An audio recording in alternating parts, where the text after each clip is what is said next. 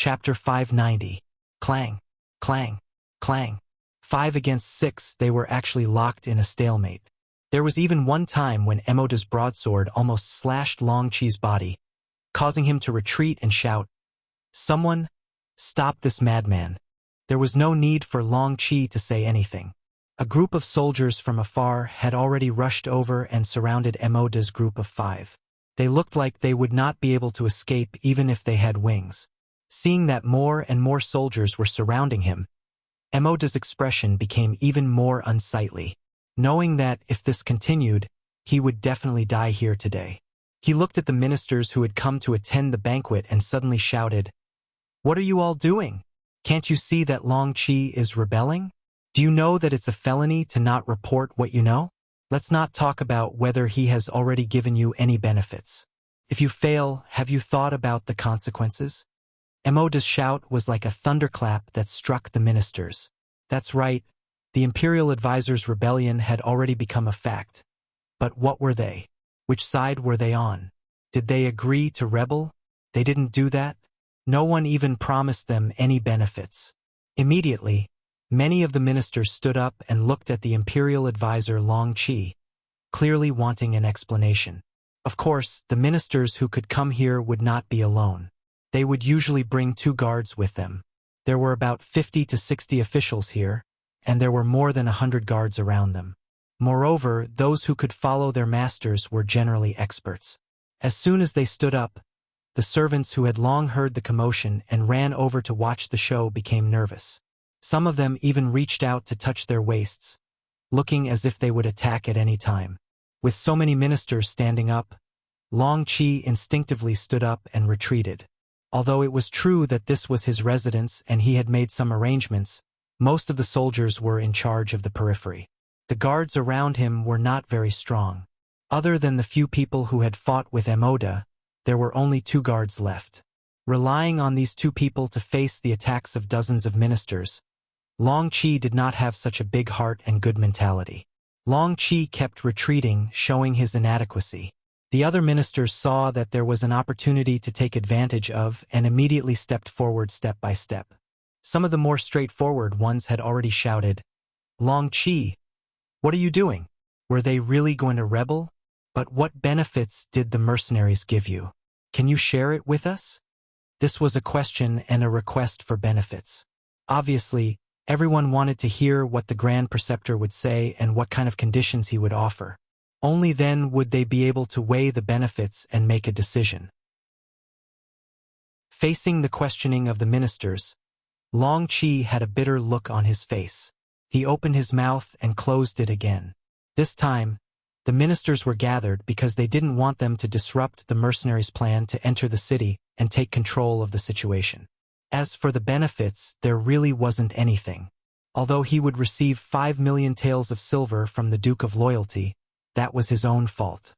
He couldn't take it out and share it with everyone. Furthermore, 5 million taels of silver may seem like a lot, but if these people were to be divided, then how much would be left in his hands? Almost no one was willing to spit out the fat meat that was already in their mouth. Naturally, Long Chi wouldn't either. He retreated while looking at the side door behind him, wondering if he could slip away from there. After all, the mercenaries should be here soon. As long as he waited for a while, the situation would be settled. Watch him. Don't let him escape. Someone saw the side door behind Long Chi and immediately shouted. Then, a few younger officials ran towards the side door, cutting off Long Chi's escape route. Seeing that his thoughts were seen through, Long Chi cursed inwardly. However, because he was older, his speed was limited. It was obviously too late for him to escape. Just as everyone was about to surround Long Chi and demand for an explanation or even openly ask for benefits, a person suddenly walked out from the side door. He was dressed in Han Chinese clothing. He wasn't very tall and looked very ordinary. However, his eyes were too bright. Anyone who saw them would have an unforgettable feeling. The person who came was the 3rd leader of the Security Bureau's Foreign Affairs Department, Yun Quebec. He originally didn't want to come out. After all, the fewer people who knew about his identity, the better. However, he didn't expect that the club-like mod to be so scheming. He knew to use everyone's strength to pressure Long Chi. Seeing that the state preceptor was about to be in danger, he had no choice but to stand out. Otherwise, if Long Qi died here, even if he didn't do it, it was inevitable that people would have such thoughts. This wouldn't be good for them to persuade the ministers of other countries in the future. For the future, for the sake of the overall situation, Yun Ke took the initiative to stand out. As soon as he came out, he narrowed his eyes and looked at the ministers of the Lansong kingdom standing in front of him. Even though he was squinting his eyes, he still gave people a very dangerous feeling. He was like a viper hibernating in the grass, as if he would jump out and hurt people at any time. This feeling made the young courtiers involuntarily step back. "What are you doing? What benefits do you want? Why don't you tell me?" Since he had already walked out, Yun Ke naturally wanted to have the right to speak. Thus, as he spoke, he found the nearest chair and sat down. Then, he played with a small .77 pistol in his hand. Although Skylark had undergone special training when he entered the security bureau, he was not arrogant enough to think that he could fight against a group of people. After all, there were dozens of them. As the saying goes, a gentleman doesn't stand under a dangerous wall. He took out the pistol to protect himself. Of course, it could also be used to intimidate the other party. "Who are you?" Skylark appeared in front of everyone as if they were nothing and exuded a murderous aura. These ministers couldn't understand him, so they asked hesitantly. Originally, he thought that he was in danger, but he didn't expect Yun Ke to take the initiative to come out. While Long Qi was grateful, his expression also became complacent. "You asked who he is? After knowing, don't be scared out of your wits. He is the special envoy sent by the Duke of Loyalty and Courage." Special envoy? Listening to Long Qi's introduction, the ministers looked at each other. Then, everyone had a look of understanding. It seemed that the state preceptor was indeed in cahoots with the mercenaries.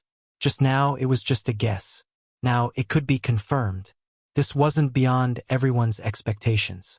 Now, everyone was more concerned about what kind of power this Mr. Special Envoy had. Could it bring them benefits? So soon, these ministers quieted down. Then, one of them asked, "So it's Mr. Special Envoy. But I don't know what kind of benefits you gave the state preceptor to make him work so hard for the Duke of Loyalty and Courage?" This was originally a test. Even if Yun Ke didn't answer them, these people couldn't say anything. However, in order to stall for time, Yun Ke decided to answer this question. "Do you want to know that much? Well, then this special envoy will tell you. The Duke of Loyalty and Courage gave the state preceptor 5 million taels of silver. I don't know if this is enough." "What? 5 million taels? It's actually so much. If I were the state preceptor, I'm afraid I wouldn't refuse. Yes, if it was given to me, I'm afraid I won't be able to spend it all in my lifetime. It must be enough." Hearing Yun Ke's answer, the ministers immediately boiled up. Some of them even completely disregarded their image and unreservedly expressed their envy for the state preceptor. There were even some who directly said that it was enough. Those people couldn't wait to be chosen by the special envoy. Everyone was talking at once. This delayed for a while. Finally, a slightly older and highly respected minister coughed lightly. "What are you all doing? Have you all forgotten your own identity?" "Ah!" This reprimand immediately made many of the ministers' faces turn hot. However, this embarrassment only lasted for a moment. In front of benefits, who would retreat? What was unexpected was that the elder who reprimanded them just now suddenly changed his tone. "Mr. Special Envoy, in fact, we can also help the mercenaries. But I don't know what kind of benefits you can give us?" Hearing this, Skylark almost spat out the tea she had just drunk. He had seen shameless people before, but he had never seen such shameless people. From this point, it could be seen that the treatment of the Lansong Kingdom's ministers wasn't good. In fact, not only the Lansong Kingdom, but even the Jiaoji Kingdom and the Great Ming Dynasty's ministers weren't treated well. Especially the Great Ming Dynasty. Starting from the time of Zhu Yuanzhang, the treatment and salary of the ministers wasn't high. Thus, in the early days of the Great Ming Dynasty, a large number of corrupt officials appeared. At that time, they couldn't even kill all of them. There was also a very strange thing. That was, the number of people who passed the imperial examinations reached 364. However, in the second year, the number of corrupt officials who were punished also reached 364. In other words, the previous year's imperial examinations all became corrupt officials. This wasn't to say that people were greedy. It was because the salary was too low. It was so low that all the officials couldn't support themselves and their subordinates. Even if they knew the possible consequences of corruption, they still had to do it. In the end, the officials in the early days of the Ming dynasty were actually not enough. All of this changed in the hands of the other great Ming dynasty's emperors. But even so, the salary was only enough to live on. Without outside wealth, it was impossible to rely on the salary to make a fortune. In comparison, Yang Qindong was much more generous. The salary that he gave the officials was enough to support their families. It wasn't a problem for them to live a wealthy life. Of course, the anti-corruption aspect was also very strict. I've already given you such good treatment and given you so much power, but you still want more. I'm sorry, but I can only take down greedy people like you and replace you with someone else. Chapter 591. Speaking of which, the ministers of the Lansong kingdom looked at Yunk expectantly. Their greedy faces were all exposed. Yunk looked at those greedy faces and wanted to ask, "Do you all have any shame?" But he didn't say it out loud. He only shook his head. "No need. We don't need anyone else's help. Wanxiang City already belongs to the mercenary army. So you don't have the silver, but if you cooperate well, you can still save your lives." Their expectant faces only got them to save their lives. Everyone was instantly unhappy. What was the meaning of this? We are the ministers of the Lansong kingdom and have a lot of power in our hands. Even if we can't get 5 million silver taels like the imperial tutor who became the commander of the ministers, we should still be worth 1 million or a few 100,000 silver taels. Now, we aren't even given a single silver tael and only said that we can save our lives. Do you really think that we are weak? Do you really think that we can't do anything if we work together? The angry ministers all had ugly expressions. Some of them not only showed their dissatisfaction on their faces, but they also used their actions to get closer to Yunk. They wanted to capture this envoy and hand him over to His Majesty to receive a reward. At the very least, they could capture him and trade with the mercenary army for a large sum of silver taels. Yunk already expected that these ministers would turn hostile at any time. A cold and murderous aura flashed across his eyes and he raised his gun. One of the officials who was walking at the front was immediately shot. Blood splashed out from his chest, and then more and more blood flowed out. Finally, he was forced to the point where he lost all strength and fell to the ground with a plop. Without warning, a gunshot rang out, frightening the courtiers who were moving forward. Out of instinct, they stopped moving forward and looked at Skylark and the black pistol in his hand with a dazed expression. With their knowledge, they naturally knew that it should be a gun. But it was the first time they saw such a small gun, especially since the power of this gun wasn't small. One shot could be fatal. While everyone was still in a daze, Yunk had already opened her mouth and said, "I didn't want to deal with you. It was you who wanted to harm me. This is called self-defense, you know? Of course, I still have 50 bullets in this pistol. Now that I've killed one person, I can still kill 49 people. If anyone wants to die, you can come forward and give it a try." It was obviously a lie. The Type 77 pistol only had a capacity of 7 rounds, but Skylark was lying through his teeth, saying that it had a capacity of 50 rounds, and was not afraid of being exposed. Not for any other reason, but because he understood people's psychology too well. Everyone was afraid of death, and no one wanted to die. This made it impossible for his lie to be exposed. Sure enough, when they heard that the pistol could fire 50 bullets at once, the faces of the officials changed drastically. Although this was somewhat beyond their understanding, and in their imagination, the flintlock had to be reloaded after firing a shot. But looking at Skylark's confident expression, no one really dared to try it. It didn't matter if no one tried it, but there were always people who reacted quickly. Usually, these people wouldn't rush to the front of everything. So in order to see if what Skylark said was true, a smart official who still wanted to control the other side said, Don't listen to his nonsense. How can there be such a powerful gun in the world? Come, let's go together and see what he's going to do. As he spoke, he pushed the waist of one of his colleagues who was caught off guard. That person was caught off guard and rushed forward. Bang! Another gunshot sounded, and that person fell to the ground. He didn't immediately die, but he didn't look at Skylark sitting there. Instead, he looked back and wanted to see who pushed him. He wanted to F***ck this person's 8 generations of ancestors. Sure enough, it can fire continuously. There were still some officials who reacted a bit slower. They didn't pay attention to how someone had the guts to test the gun.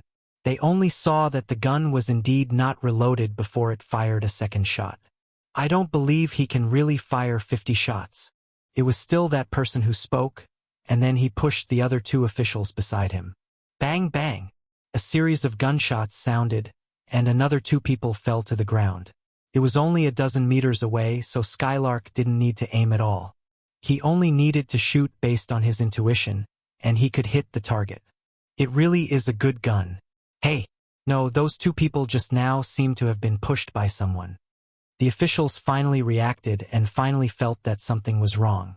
Immediately, they turned around and looked, and then one by one they put up a defensive look. 3 scapegoats had already been pushed out, and no one could guarantee that they wouldn't be the next one. For safety reasons, of course, it was better to stay as far away from others as possible. For people had already died, and everyone had a clearer understanding of the gun in Skylark's hand. Really, no one dared to try it, so the smart people couldn't find scapegoats even if they wanted to. At this moment, the situation was deadlocked. Haha! It's so lively! A series of dense footsteps entered everyone's ears, and then a group of soldiers in military green camouflage clothes poured into the Grand Tutor's residence in rows. The one who spoke first was a young man who seemed to have a somewhat scholarly temperament. As these soldiers entered, the Lansong soldiers who were originally responsible for the safety of the Grand Tutor's residence all nervously retreated. Naturally, they had already received the notice that the mercenaries would be coming, but when they really faced them, a strong sense of pressure arose, causing them to have no choice but to retreat. Mercenaries? Is he the loyal duke? When the cold vanguard entered the courtyard, it naturally attracted everyone's attention. Then, someone shouted, and then everyone looked at the leader, 2nd Battalion Commander Chen Bo, with astonishment. Because of the lack of information, not many people in the Lansong Kingdom had seen Yang Chendong before. Unfortunately, some people were lucky enough to see him, but they didn't come back, and this made him a legend. He was young and he used to be a scholar. This was the most direct impression of him. Chen Bo was very young, and he had a scholarly temperament, so it was no wonder that everyone had such an impression of him and mistook him for the Ming Dynasty's loyal duke. Originally, when he heard someone shouting the loyal duke's name, Chen Bo was also startled, thinking that the 6th young master had come here first. However, when he thought about it carefully, he realized that it was impossible. There was no need for him to take such a risk. When he saw that everyone's gaze was focused on him, he immediately smiled and said, "Everyone, the battalion commander, Chen Bo, is much younger than me." "What? How can he be younger than you?" Seeing Chen Bo deny that he was the Duke of Loyalty and Courage and say that the true Duke of Loyalty was even younger, the officials in the courtyard were all shocked. In fact, Chen Bo wasn't lying. According to his real age, he was older than Yang Chendong by 3 years. Of course, this wasn't the main point at this time. He had already seen Yun Ke in the crowd, and immediately showed a smile and greeted from afar, "Leader Yun." Yun Ke also saw Chen Bo when he and the others entered the courtyard, and he had already stood up from his chair. "Political Commissar Chen, congratulations on your promotion." Chen Bo was no longer a battalion cadre, but a regimental commander with the actual position of political commissar. But for these ruthless people who were used to killing enemies on the battlefield, they seemed to like commanding the army and preferred to be with the frontline army. From this point, Chen Bo preferred to be called battalion commander and not political commissar. But who was Yun Ke? He was the backbone of the security bureau, and he had heard this name from the 6th young master more than once.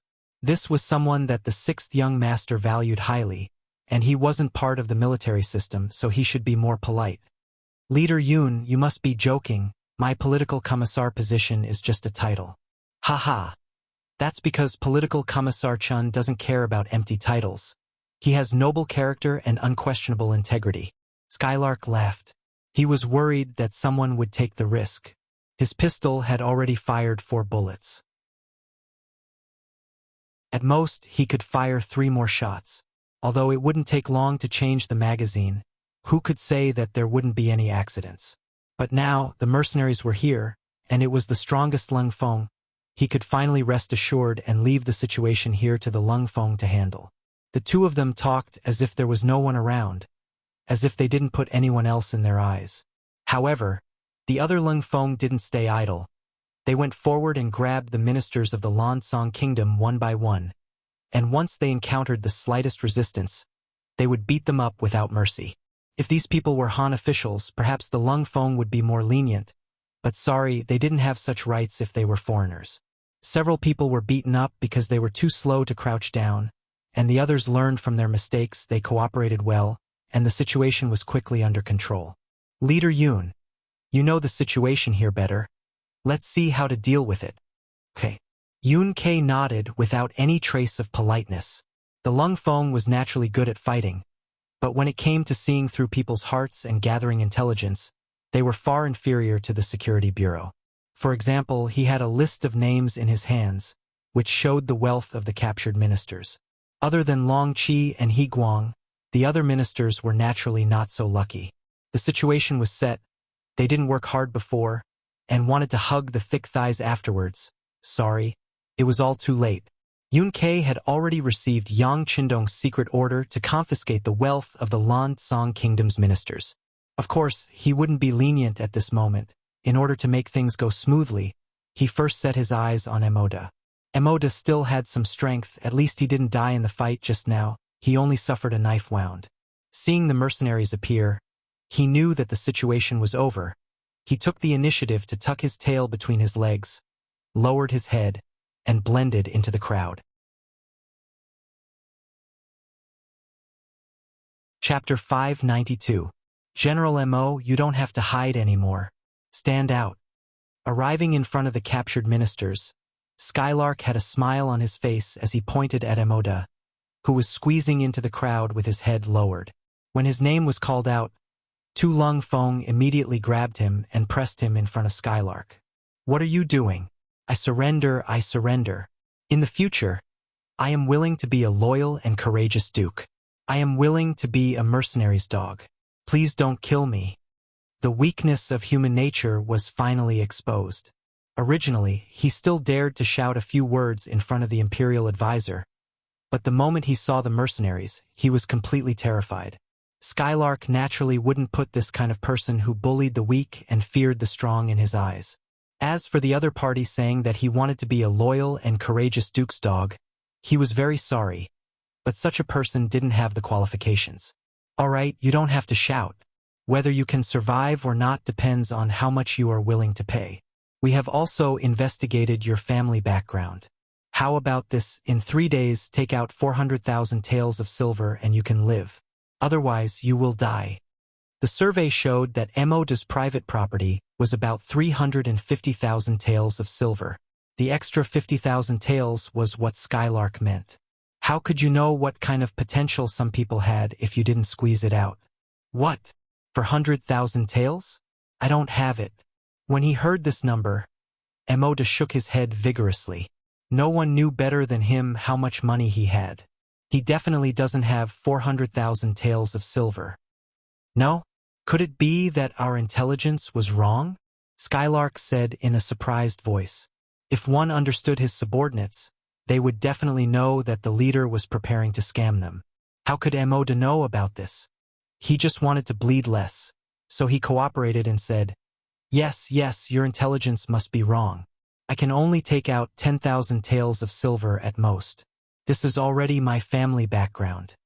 When he shouted for Doi to cry out for injustice, those who didn't know would really think that Emoda only had this much money and was a great honest official. Bam! A kick suddenly landed on Emoda's body. We were wrong. How could we be wrong? It's obvious that you have the money but don't want it. All right, Since you're willing to give up your life for money, I'll fulfill your wish. Men, chop off one of his arms as a warning. If he still doesn't repent, then his limbs, no. After all of his limbs are broken, kill him, and then go to his residence to search and confiscate his property. Skylark seemed to smile at everyone he met, but he was actually very vicious. Otherwise, he wouldn't have been entrusted with such a heavy responsibility by the Security Bureau. She couldn't be too soft-hearted when doing this kind of work. As soon as he finished speaking, Lung Feng took out a steel saber and landed it on Emoda's left arm. The blade rose and fell, accompanied by the sound of Maud's shouting. Ouch! It hurts! It hurts so much. Come, let me ask you, do you have 400,000 taels? Skylark ignored the other party's shouts and continued to ask. No, at most 200,000 taels. Emoda was still insisting. He believed that the other party wanted money and not his life, so he gritted his teeth and persevered. He wanted to save some money for himself. You're still not honest. Cut off your left leg as well. Skylark didn't have the slightest intention of wasting his breath. He had already decided to kill the chicken to warn the monkeys. He wanted the other ministers to see what would happen if they wanted money and not their lives. Shwa! His left leg was chopped off as well. Another blood-curdling scream rang out. At this moment, Emoda struggled in pain twice before fainting. He fainted.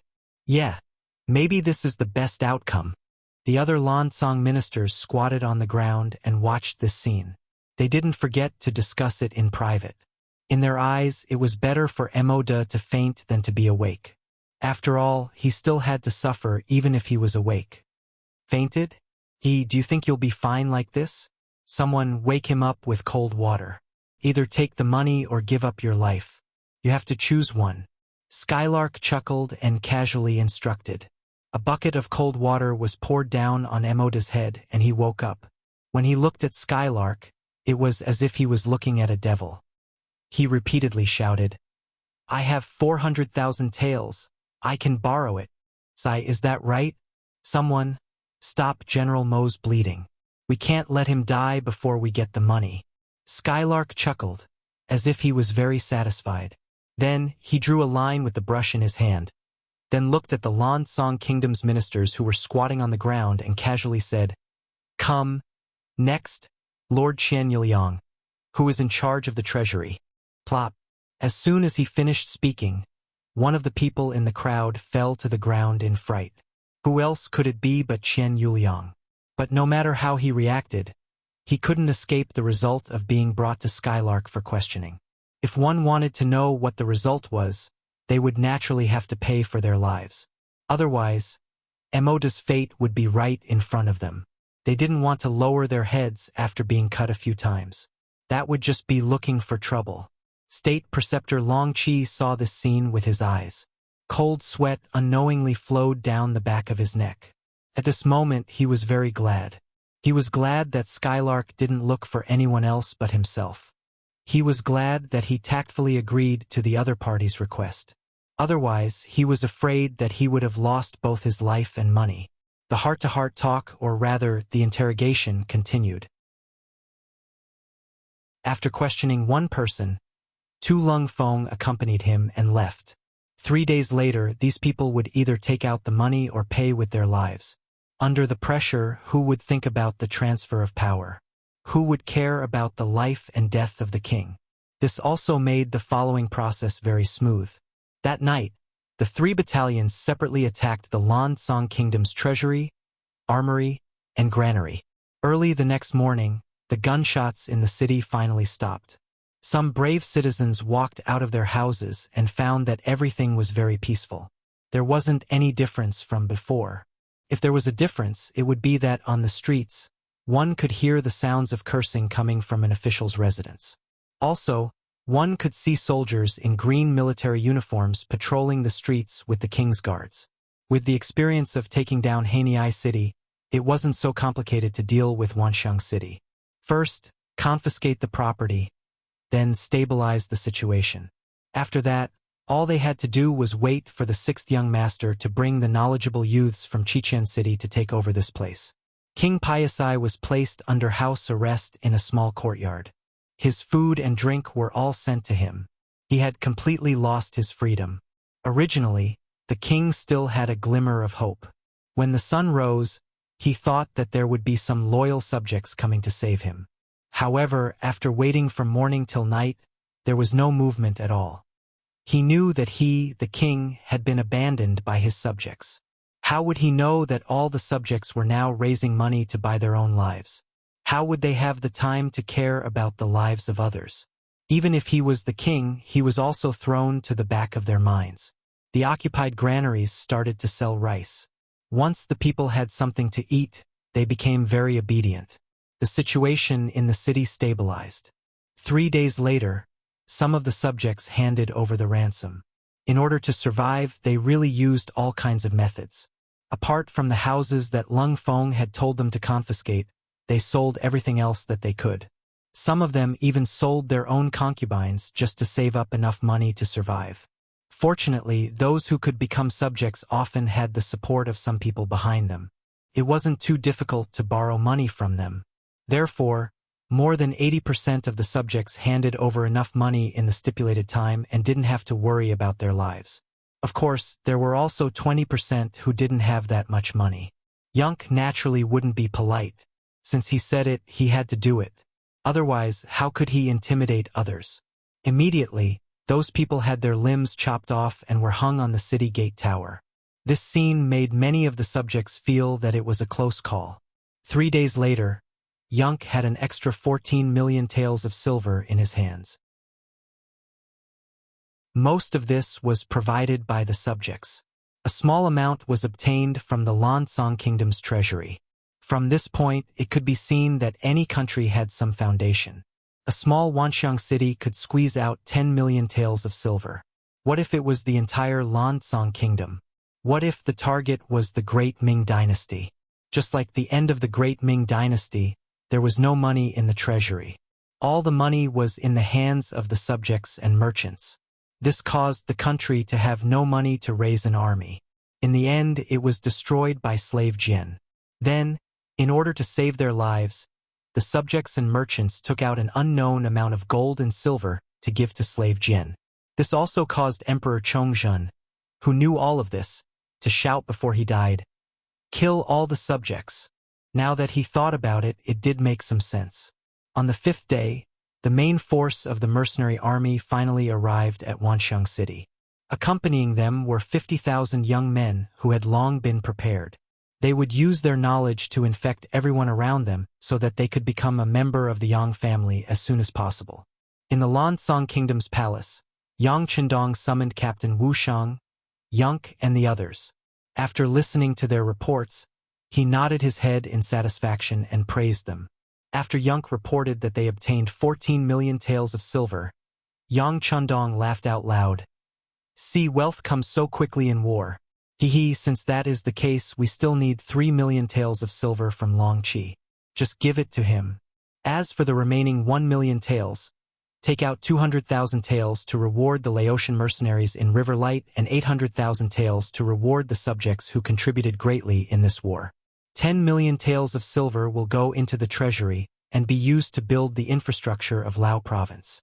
Great Yang Chendong had already thought of changing the Lansong Kingdom to Lao province. After Vietnam, the Yang family had another province, and it was not considered small. Everyone naturally agreed in unison. However, it was obvious that the second Captain Luo Pe and the third Captain Wu Shang were a little distracted, as if they had something to say. Yang Chendong sat high up, so he naturally could see more clearly. He called out, "Captain Luo, Captain Wu, do you have something to say?" Chapter 593. Sixth Young Master. Now that the Lansong Kingdom has been destroyed, who are we going to destroy next?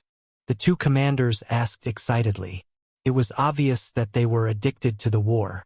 "Ha ha ha, it depends on the situation." "Oh right. Is there any news about Fan Yuhai from the Security Bureau?"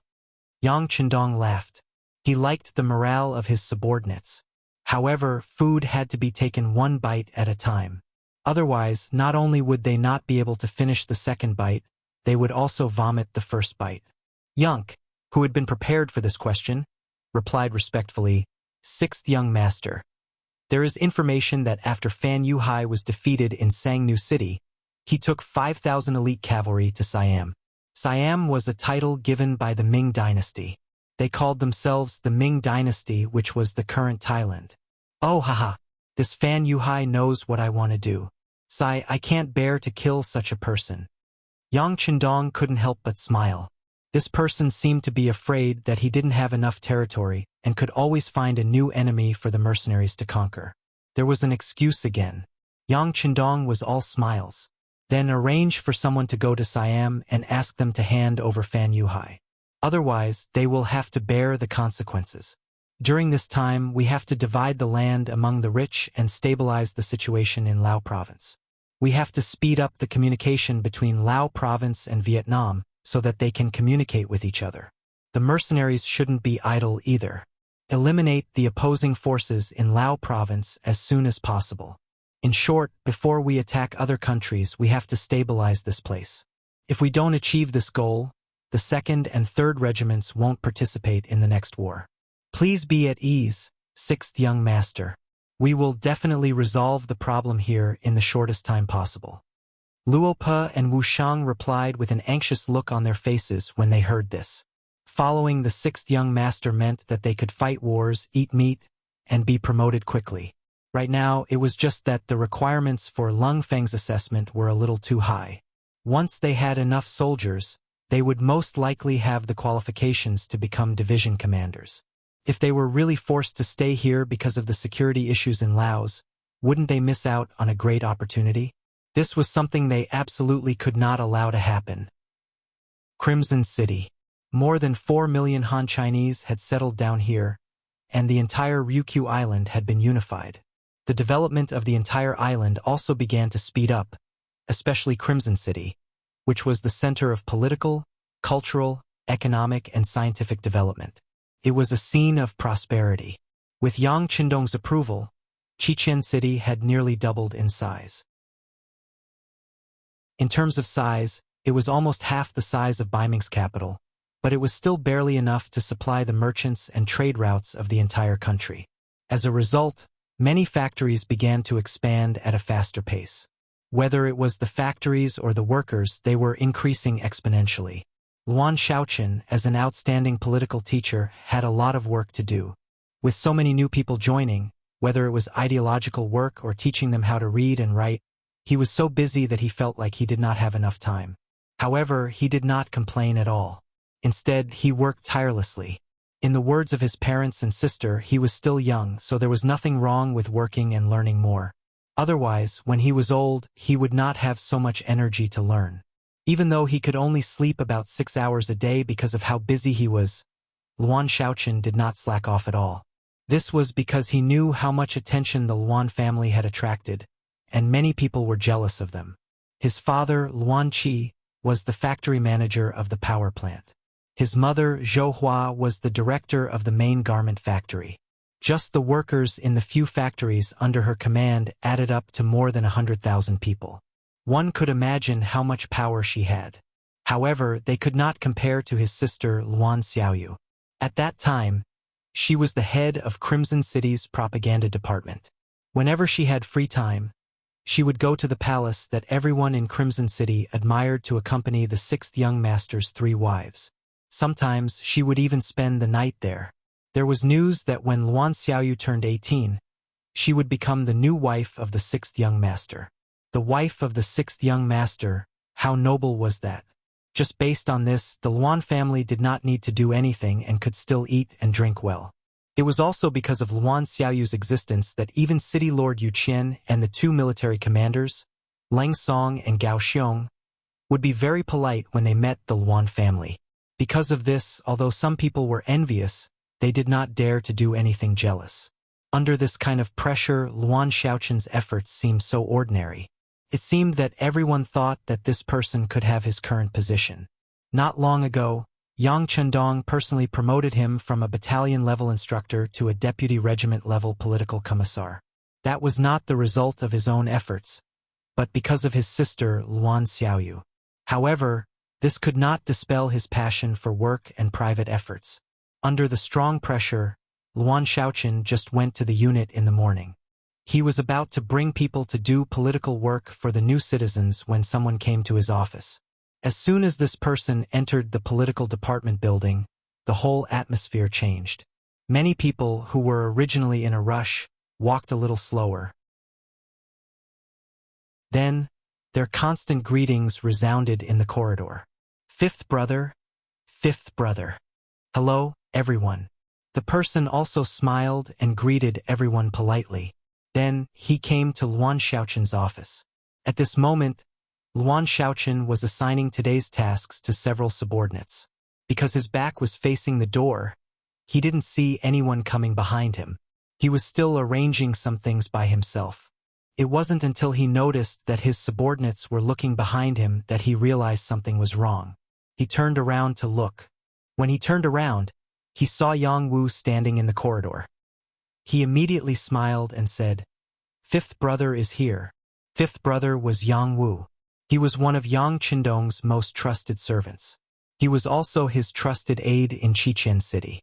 Normally, he was in charge of the safety of the three madams. However, he secretly had the authority to investigate all the officials and military officers. After all, Yang Qindong was not in Qiqian City most of the time. This was his headquarters, and he could not afford to lose it. Yang Wu's status was somewhat aloof, so much so that if he found out there was a problem, he had the authority to act first and report later. In terms of the effectiveness of dealing with officials, even Yu Qian, Lang Song, and Gao Xiong couldn't compare. In principle, he could even investigate the three of them. Of course, the three of them also had the authority to monitor Yang Wu. This was mutual supervision. With his aloof status, Yang Wu became the most popular person in Qiqian City. No matter where he appeared, he would naturally cause a storm. Many times, following his appearance, who knew how many corrupt officials would fall off their horses. Of course, they came to see Luan Shaoqin today not to investigate him. This was something that everyone had reached a consensus on. What a joke. His sister was the future wife of the sixth young master. That meant that she would be Yang Wu's future mistress. No matter how bold he was, he would not dare to touch the mistress's brother without asking for permission. "Shaoqin, don't be busy. The young master has given an order," Yang Wu said with a smile on his face. He had a good impression of Luan Shaoqin. He clearly had the qualifications to be a silk pants, but he did things with propriety. He would not do things that should not be done by him. If everyone was like this, his job would be much easier. The young master has given an order. Since it was the young master that Yang Wu spoke of, only Yang Qindong could take on the responsibility. Knowing this, Luan Shaoqin became a lot more serious. He stood at attention, puffed out his chest and raised his head, waiting for the order to be given. Yang Wu also became a lot more serious. He opened his mouth and said, "The young master has given an order. From today onwards, Luan Shaoqin will be the governor of Lao province. Immediately hand over the work in your hands. 3 days later, you will take the ship to take up the post." 1452 AD, 3rd month, 20th day. After saying this with a serious face, Yang Wu's smile returned to his face. "Congratulations, Shaoqin." Luan Shaoqin was still in shock and had not recovered. How did he become the governor of a province? And what did Lao province mean? Why hadn't he heard of it before? Seeing that Luan Shaoqin was still in shock, Yang Wu seemed to know what he was thinking. He smiled and explained, "Lao province is the Lansong kingdom. The young master had just led his troops to conquer it. In the future, it will be one of our provinces, just like Yunnan province. There are a lot of things waiting to be done. There will be room for you, Shaoqin, to perform." The news of the Lansong kingdom's destruction had not been officially announced. Many people did not know.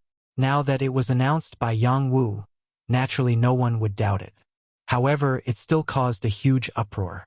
It had been less than 2 months since the sixth young master left Qiqian City, and he actually destroyed another country. Their sixth young master was really powerful. The voices of other people were still ringing in his ears. Luan Shaoqun was already shocked by this appointment. Although it could be said that the political department had become a behemoth like the military, especially the political assessment of officers and soldiers, this department's power had become more and more powerful. However, there were also a lot of talents here. It was too difficult to stand out here, and it was even more difficult to achieve results. However, if he could go to Laos to be the governor, it would be completely different.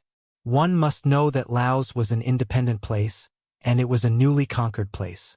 Although everything had to be started from scratch, this was the value of it. It was like a blank piece of paper, and it was easier to create beautiful scenery.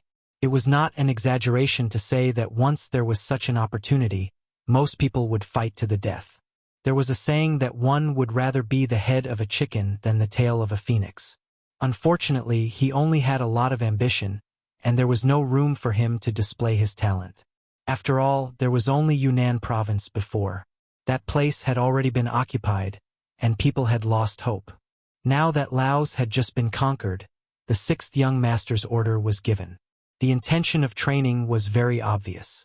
How could Luan Shaoqun, who was originally smart, not understand the reason behind it?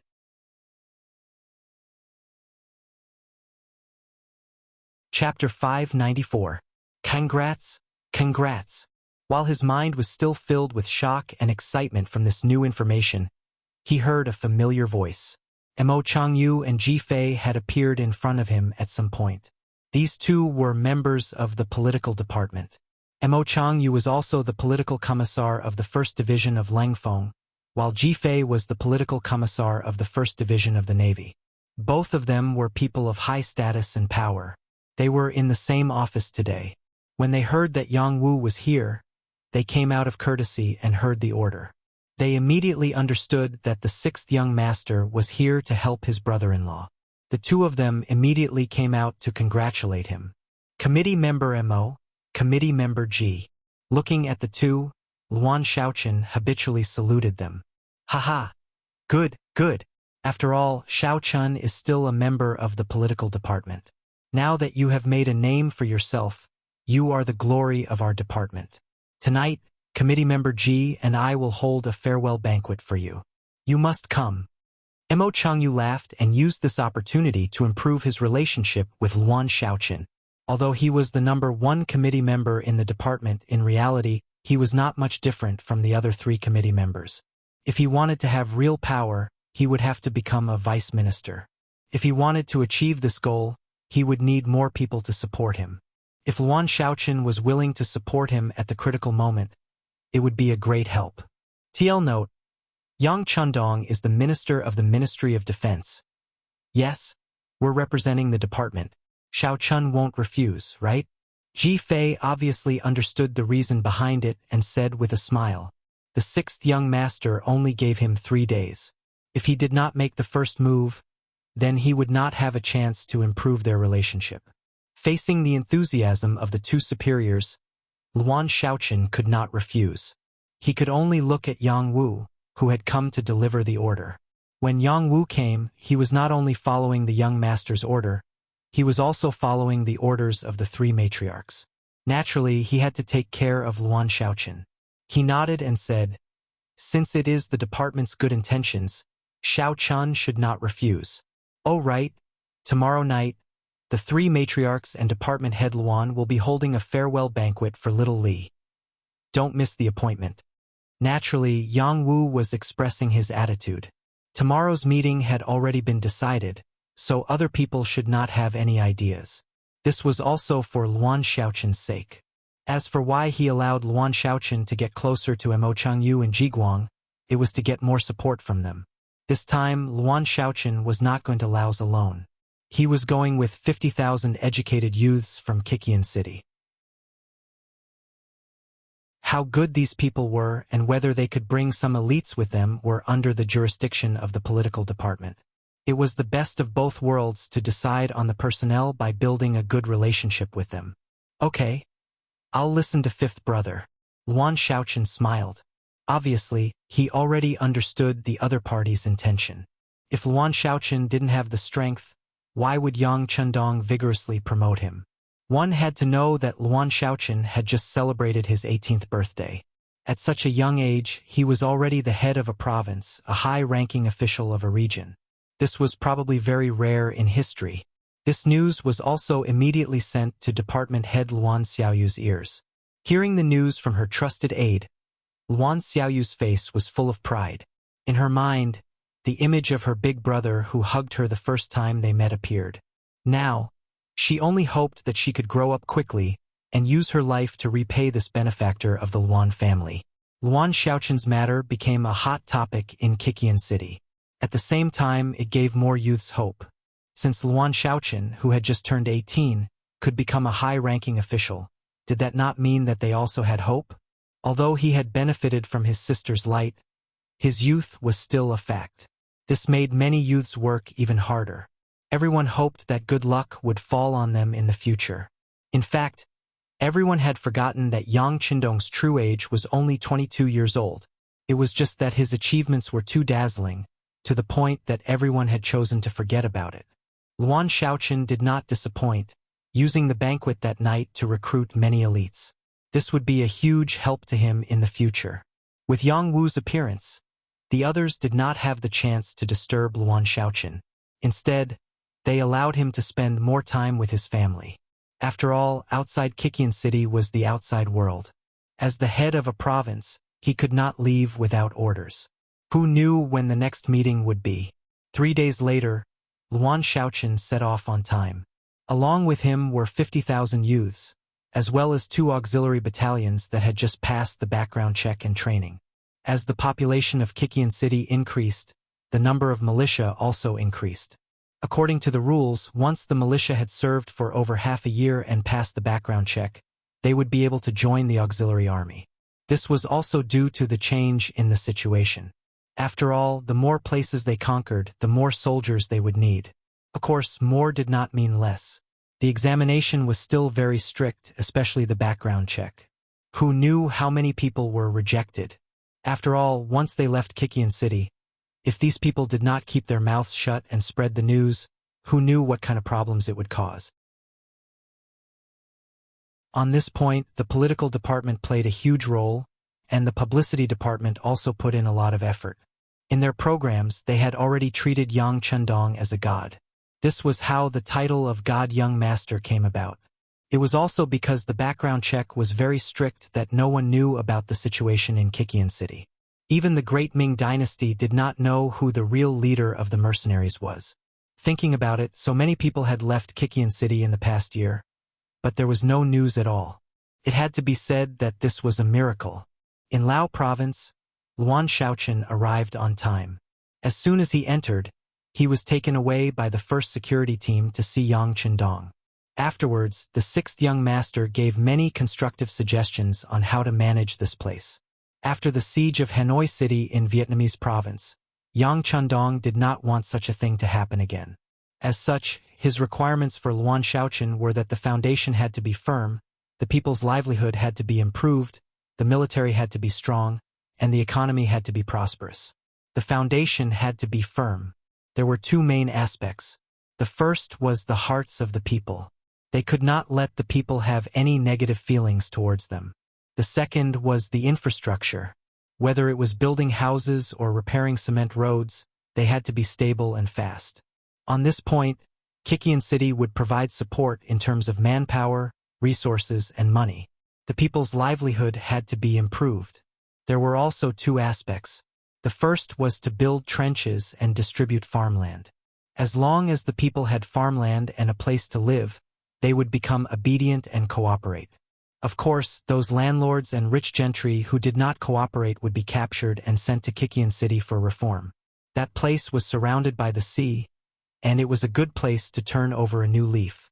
The second was the taxes of the people. If the taxes were high, the income of the people would decrease, and it would affect their lives.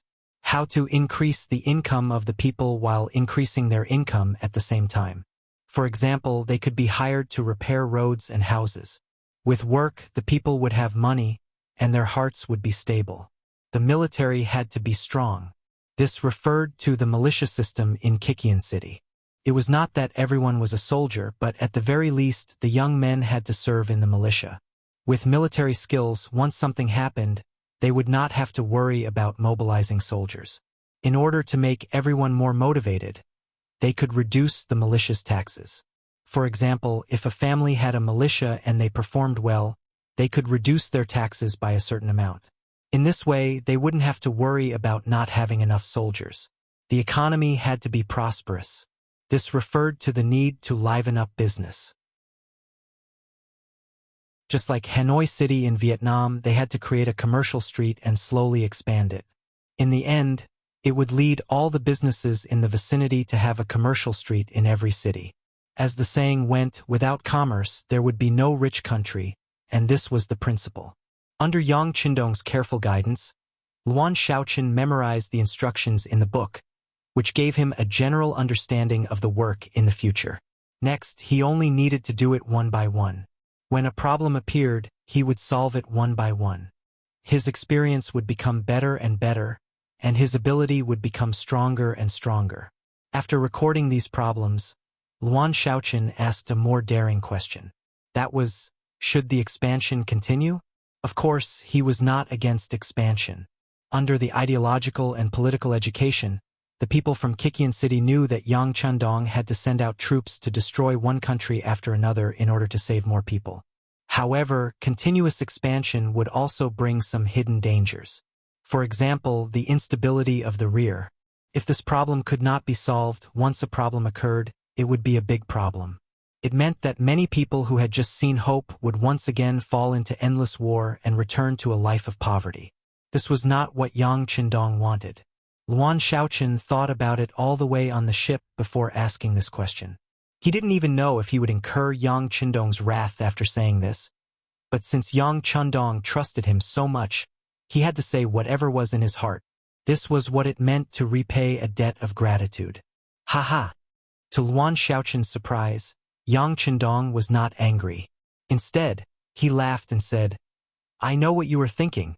Don't worry, without a stable foundation, there will not be too much expansion for the time being. Of course, if you want to liberate more people with this young master and let more people live a better life, then you should build up Laos as soon as possible."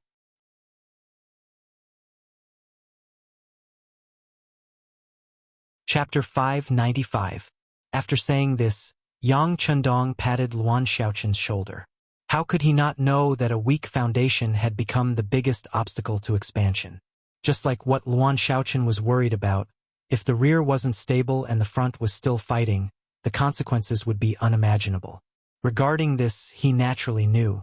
Even without Luan Shaoqin's reminder, he had to stabilize and build a foundation first. Of course, if possible, he would fight 2 more battles to serve as a deterrent, so that he could gain more time and space for development. But he would not tell Luan Shaoqin all of this for the time being. In fact, there was still a problem involved in the assessment. Yang Qindong stopped for more than a month. He had to wait for the Security Bureau to send the latest news about Fan Yuhai. He had to wait for Lung Feng and the auxiliary soldiers to completely pacify Laos with the cooperation of General He Guang. During this time, the news of Lansong Kingdom being taken down by the mercenaries finally passed through the rainforest and reached Baiming, Southern Ming, and King Min's factions. Among the 3 factions, the one with the biggest reaction was the Emperor of Southern Ming, Zhu Qizhen. Baiming was far away and couldn't take care of it. Even if they were angry, they could only choose to ignore it. King Min was still consolidating his position. Learning from Southern Ming, he was also recruiting and training soldiers. However, he couldn't stop Yang Qindong from growing stronger. Southern Ming was different. This country originally belonged to Zhu Qizhen. In his opinion, whether it was Baiming's Zhu Qiyu or King Min's Zhu Huituan, they were all his family's thieves. They were the ones who stole his wealth and territory. However, no matter what, their fight was his family's business and the mercenaries were his enemies. With such a mentality, when he heard that the mercenaries had taken down Lansong Kingdom after destroying Jiaoji, he was naturally furious. He was furious in the palace. Even though the only one who told him was the chief eunuch, Chao Jixiang, he was still furious. What is he trying to do? Doesn't he know that Lansong Kingdom is also one of the countries that Emperor Taizu set not to conquer? Doesn't he know that Lansong Kingdom is also the Laos protectorate of Great Ming? What reason does he have to occupy it just like that? He roared like a madman, not caring about how terrifying he looked at this moment. After shouting this, Zhu Qizhen looked at Chao Jixiang and asked loudly, "Great partner, what's his reason?" "Your Majesty." Chao Jixiang's face was filled with apprehension, as if he was shocked by the emperor's might. However, from the way he answered the question, it could be seen that he was not truly afraid. Not long ago, the Lansong Kingdom sent out tens of thousands of troops to attack Hanoi City together with the famous general of Jiaoji, Fan Yuhai. However, they did not manage to take it down. However, I heard that many of the mercenaries died in this battle. Is there such a thing? Zhu Qizhen acted as if he didn't know anything. In fact, when this news was reported, he clapped his hands in joy. In his opinion, the loss of the mercenaries was a good thing. At least it proved that they were human and could die. But now he didn't want to think about it at all. Instead, after hearing Chao Jixiang's answer, he said with disappointment, "This Panjacet is really too much. Why did he provoke the mercenaries and give them an excuse to attack?" Sigh. This sigh showed Zhu Qizhen's attitude. He could only pinch his nose and admit to this matter. In fact, he could not admit it. Who told the mercenaries to become the victors? The victors had the right to do anything with a condescending attitude. "Your Majesty, this subject has something to say." Seeing that Zhu Qizhen's anger seemed to have subsided, Chao Jixiang tried to speak. "Great partner, if you have something to say, then say it. We forgive you." "Thank you, Your Majesty. In fact, Your Majesty, the mercenaries' current actions are not a bad thing for us. The bigger their territory, the more people they will send in, and the less mobile forces they will have. When they expand to a certain extent, their foundation will inevitably become unstable. At that time, our new army should have finished training and it will be time for a large-scale counterattack. At that time, as long as we defeat the mercenaries, wouldn't everything they have now become the great Mings and Your Majesties in the future?" Chao Jixiang observed Zhu Qizhen's expression as he spoke. As a eunuch, his job was to solve the emperor's problems. Therefore, restoring the emperor's confidence was one of his duties as the head of the eunuchs. Zhu Qizhen seriously considered Chao Jixiang's words. After a while, his dark expression finally cleared up and he smiled. "That's right. Great partner is right. As long as we become strong and can defeat the mercenaries, then what they have will be ours in the future." "Haha, right, we are going to train the new army with all our strength. As long as the army is strong enough, who would dare to oppose us?" Ha ha ha. As if he had thought it through, Zhu Qizhen was no longer angry about this matter. He didn't even send someone to reprimand Yang Chendong on the surface. Instead, he put all his energy into training the new army. He even took out 3 million taels of silver from the national treasury for this. Through trading people, the Southern Ming Empire really did have some savings. Beiming was too far away and couldn't participate in anything. The Southern Ming Empire had its own little plans. Due to its own strength, it had to admit everything. As for Min Wang, while stabilizing the foundation, he had some thoughts. For example, he wanted to try to contact Yang Chendong. However, Zhu Huiming's thoughts were quickly dissuaded by his officials. According to these officials, now that the mercenaries were in the limelight, it would be difficult to gain any benefits by allying with them. It was better to wait for them to lose due to their arrogance.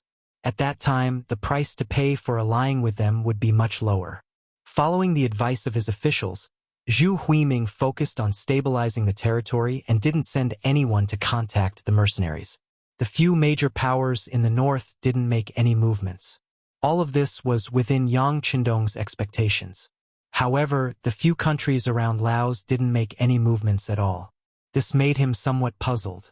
Logically speaking, since the mercenaries were so powerful, the Ava dynasty Myanmar, in the northwest, Siam, Thailand, in the west, and the Phnom Penh dynasty Cambodia, in the south should also have some reaction. At the very least, they should have sent someone to contact him. They should have either acknowledged the mercenary sovereignty over the Lansong kingdom or directly established diplomatic relations. However, why was there no movement at all? It was just like if you had taken over a county, the nearby counties should not be indifferent. Therefore, this was very abnormal. It wasn't until the Security Bureau sent news that Fan Yuhai was having a secret meeting with the generals of the 3 countries in Siam that Yang Qindong figured out the reason. Haha! Fan Yuhai. Not bad, not bad. He said not bad twice in a row, showing that he was really in a good mood at this moment. Tiger's Man and Beta Persei heard this and both of them were puzzled. Who was Fan Yuhai? He was a remnant of Jiaoxi. If it wasn't for this person, there wouldn't have been the previous siege of Hanoi City.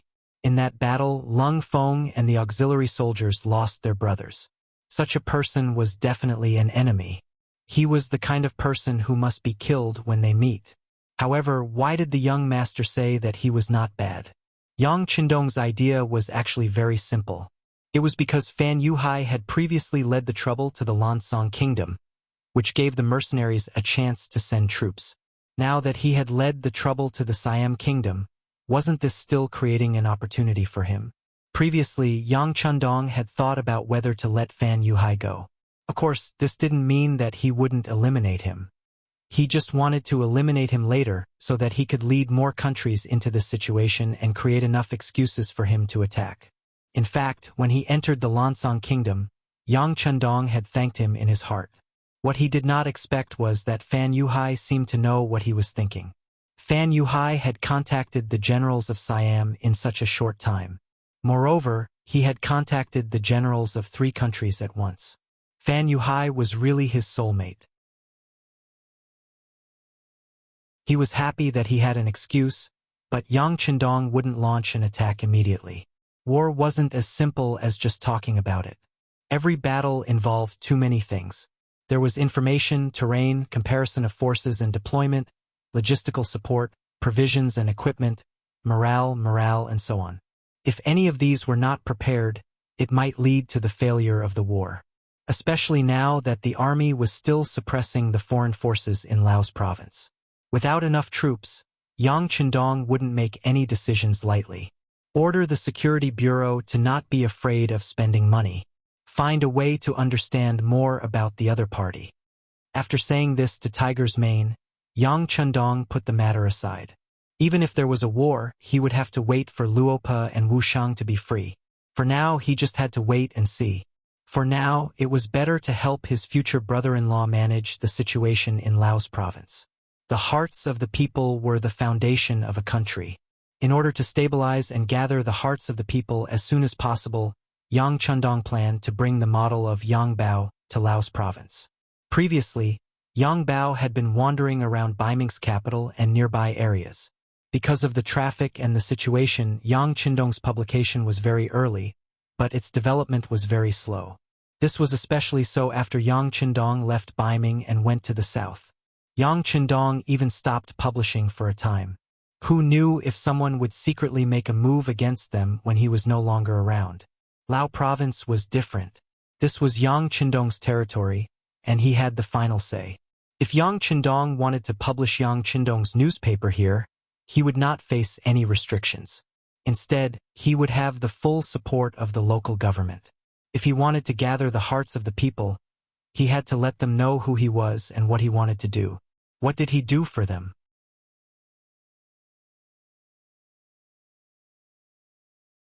Chapter 596. How could he achieve this result? Public opinion and propaganda were obviously very important. Yang Bao became the medium to communicate the close relationship between the government and the people. With Yang Qindong's approval, every large city in Laos that was occupied had a large tea house that was being renovated. It was named the World Knowledge Tea House. Once the tea house was completed, it would be open to the public. It would also become the place where Yang Bao sold and published. Considering that many people did not read books and could not read at all, this tea house also had the function of reading newspapers. In other words, as long as you entered this tea house, as long as it was business hours, there would be people reading the latest Yang Bao content for free. This ensured that everyone would know what was happening outside, what new policies were coming up, and what benefits the people could get. Not only that, but world knowledge was also free. In other words, drinking tea was free. This greatly lowered the threshold to enter this place. Of course, other than tea, other snacks, wine, and dishes would require money. After all, the tea house had to continue operating. In this way, unless the people who came were poor, as long as they had a bit of status, they would feel embarrassed to only drink tea and not order anything else. On average, there would not be a problem to break even with world knowledge. Because of the popularity, it would not be a problem to earn money at all. Speaking of which, even if it did not make money, Yang Chundong planned to subsidize and support it financially. After all, this was originally a propaganda tool. Those who were illiterate could listen to it for free and understand the world's affairs. Those who were literate could directly buy the latest issue of Yang Bao and take it home to slowly read it. Not only that, if something interesting happened around you, such as some family affairs, strange or funny things, it would be counted. If you were treated unfairly by the government, you could also tell such a story to the staff of World Knowledge. Once it was accepted and included in the Yang Bao, not only would the matter be valued by more people, there would be a high chance that it would be solved, and you would also receive a certain amount of information fees. This was also a good way to make money. What Yang Chundong did not expect was that the emergence of this policy actually gave birth to the journalist industry. There were actually some unaccomplished scholars who began to wander the streets and alleys in search of all kinds of things that happened among the common people. They then wrote stories and submitted them to Yang Bao to earn royalties. Needless to say, some people really became rich because of this. The emergence of Yang Bao became a bridge between the government and the people. Once the matter of the people was reported to Yang Bao, the government must pay attention to it. It should be known that this Yang Bao was not only read by Governor Luan Shaoqin, but also the sixth young master would pay attention to it from time to time. If the matter was not properly solved, it would not be his ability problem. In the next official examination, they would be eliminated. The appearance of Yang Bao had greatly affected the efficiency of the government, so they didn't dare to play any tricks. Many people also benefited from this. Yang Bao was affectionately called the people's own newspaper. Because of this, the World Knowledge Tea House was full every day. Other than some high-ranking officials and nobles who liked to appear here and know the contents of Yang Bao immediately, many people who had a little spare money were also willing to spend money here. These people seemed to be afraid that the World Knowledge Tea House would not be able to continue operating because of free tea.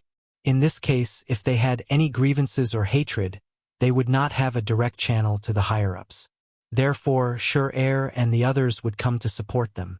Once an industry was recognized by the people and received the support of the people, not only would it have a greater influence, but the speed of making money would also begin to accelerate. In less than a month, the World Knowledge Tea House turned its losses into profits. This was greatly beyond Yang Chundong's expectations. It was just that he had no intention of earning any money from this aspect. In line with the idea of taking from the people and using for the people, he ordered to increase the return of the author's fee and information fee. As a result, more and more people either raised the information or directly submitted a draft. Some people, when they really couldn't find any problems with the government, wrote a story about how his neighbor quarreled with each other last night and didn't sleep well. From this point of view, it was clear how influential Yang Bao was. And it was such a newspaper that allowed the people to be able to protect their rights. It allowed them to write about the government's policies and various stories that seemed to have happened to them. It greatly reduced the distance between them and the government and strengthened their recognition and identity of the Lao government. Seeing the effect of Yang Chundong's paper was so good, he waved his pen and asked Vietnam to follow suit. He also sent some of Yang Bao's experienced people to help Vietnam. And just a month later, dozens of World Knowledge tea houses also sprouted like bamboo shoots after the rain in the major cities of Vietnam. There was a trend of more and more of them, and the distance between the mercenaries and the Vietnamese people was shortened. Waiting for the dust to settle, Yang Chundong had already stayed in Lao province for 3 months, and Luan Shaoqin had been the provincial governor for more than 2 months. He had already begun to adapt to the new environment and work. In 3 months, Lung Fong and the auxiliary soldiers rode bicycles all over Laos, conquering one city after another. In the face of an invincible force, more and more people surrendered. Lao province was finally liberated. During this time, the Phnom Penh dynasty, Siam dynasty, and Awad dynasty did not do anything. It was as if they did not see this at all. These people seemed to have the mentality of not getting close, and not offending the mercenaries. If it was a weak person who had just taken over a new force, they would need a long period of stability. Could be 3 years, 5 years, or even 10 or 20 years. If it was Yang Qindong, of course he wouldn't sit and wait. From his experience, the 3 neighboring countries would not really let Lao province develop so smoothly. The only reason they did not act was because they had not found the right opportunity. For example, once the main force of the mercenaries left, the siege of Hanoi province would most likely repeat.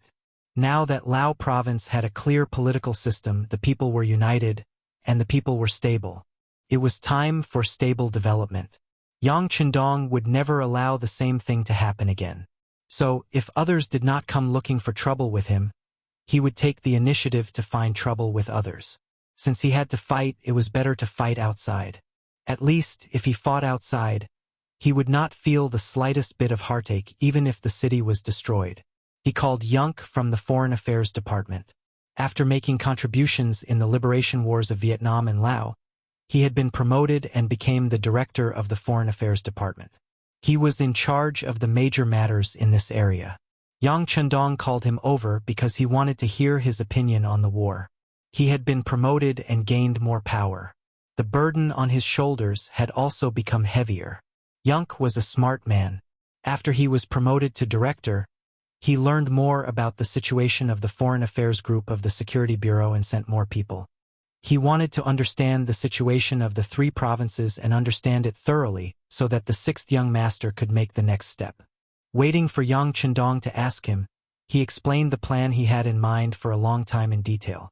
The 6th young master, Fan Yuhai, is still wandering in the Chiang Rai area of Siam.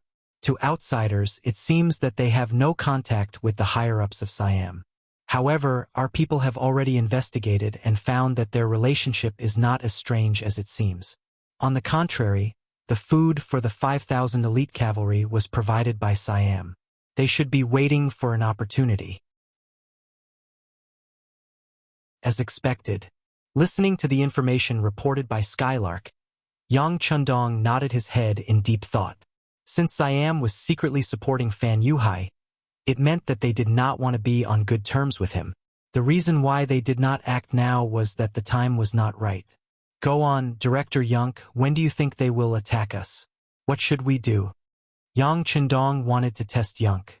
He wanted to see how much Yunk's thoughts were similar to his own. Seeing Yang Qindong's look of approval, Yunk was encouraged and continued, 6th young master. Whether it is Fan Yuhai or Siam, they will definitely be our enemies. After all, the development of Lao province is very good. With the completion of the commercial street and its use, it has attracted a lot of businessmen. This is a treasure trove. No one will not be jealous. But as for when they will come, I am not sure. However, they must be waiting for an opportunity when they think it is suitable to send troops, or when our forces are empty.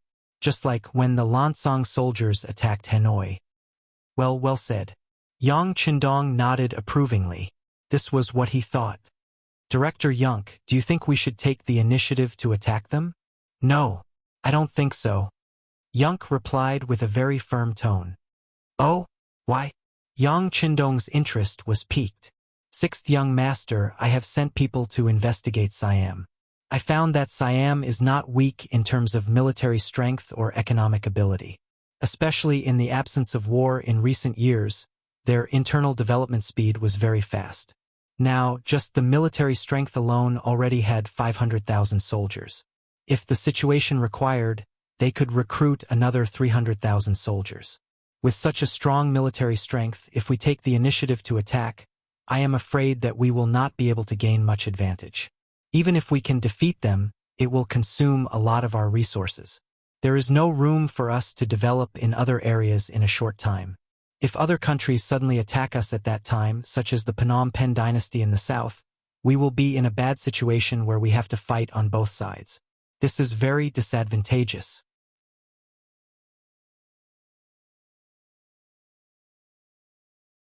Chapter 597.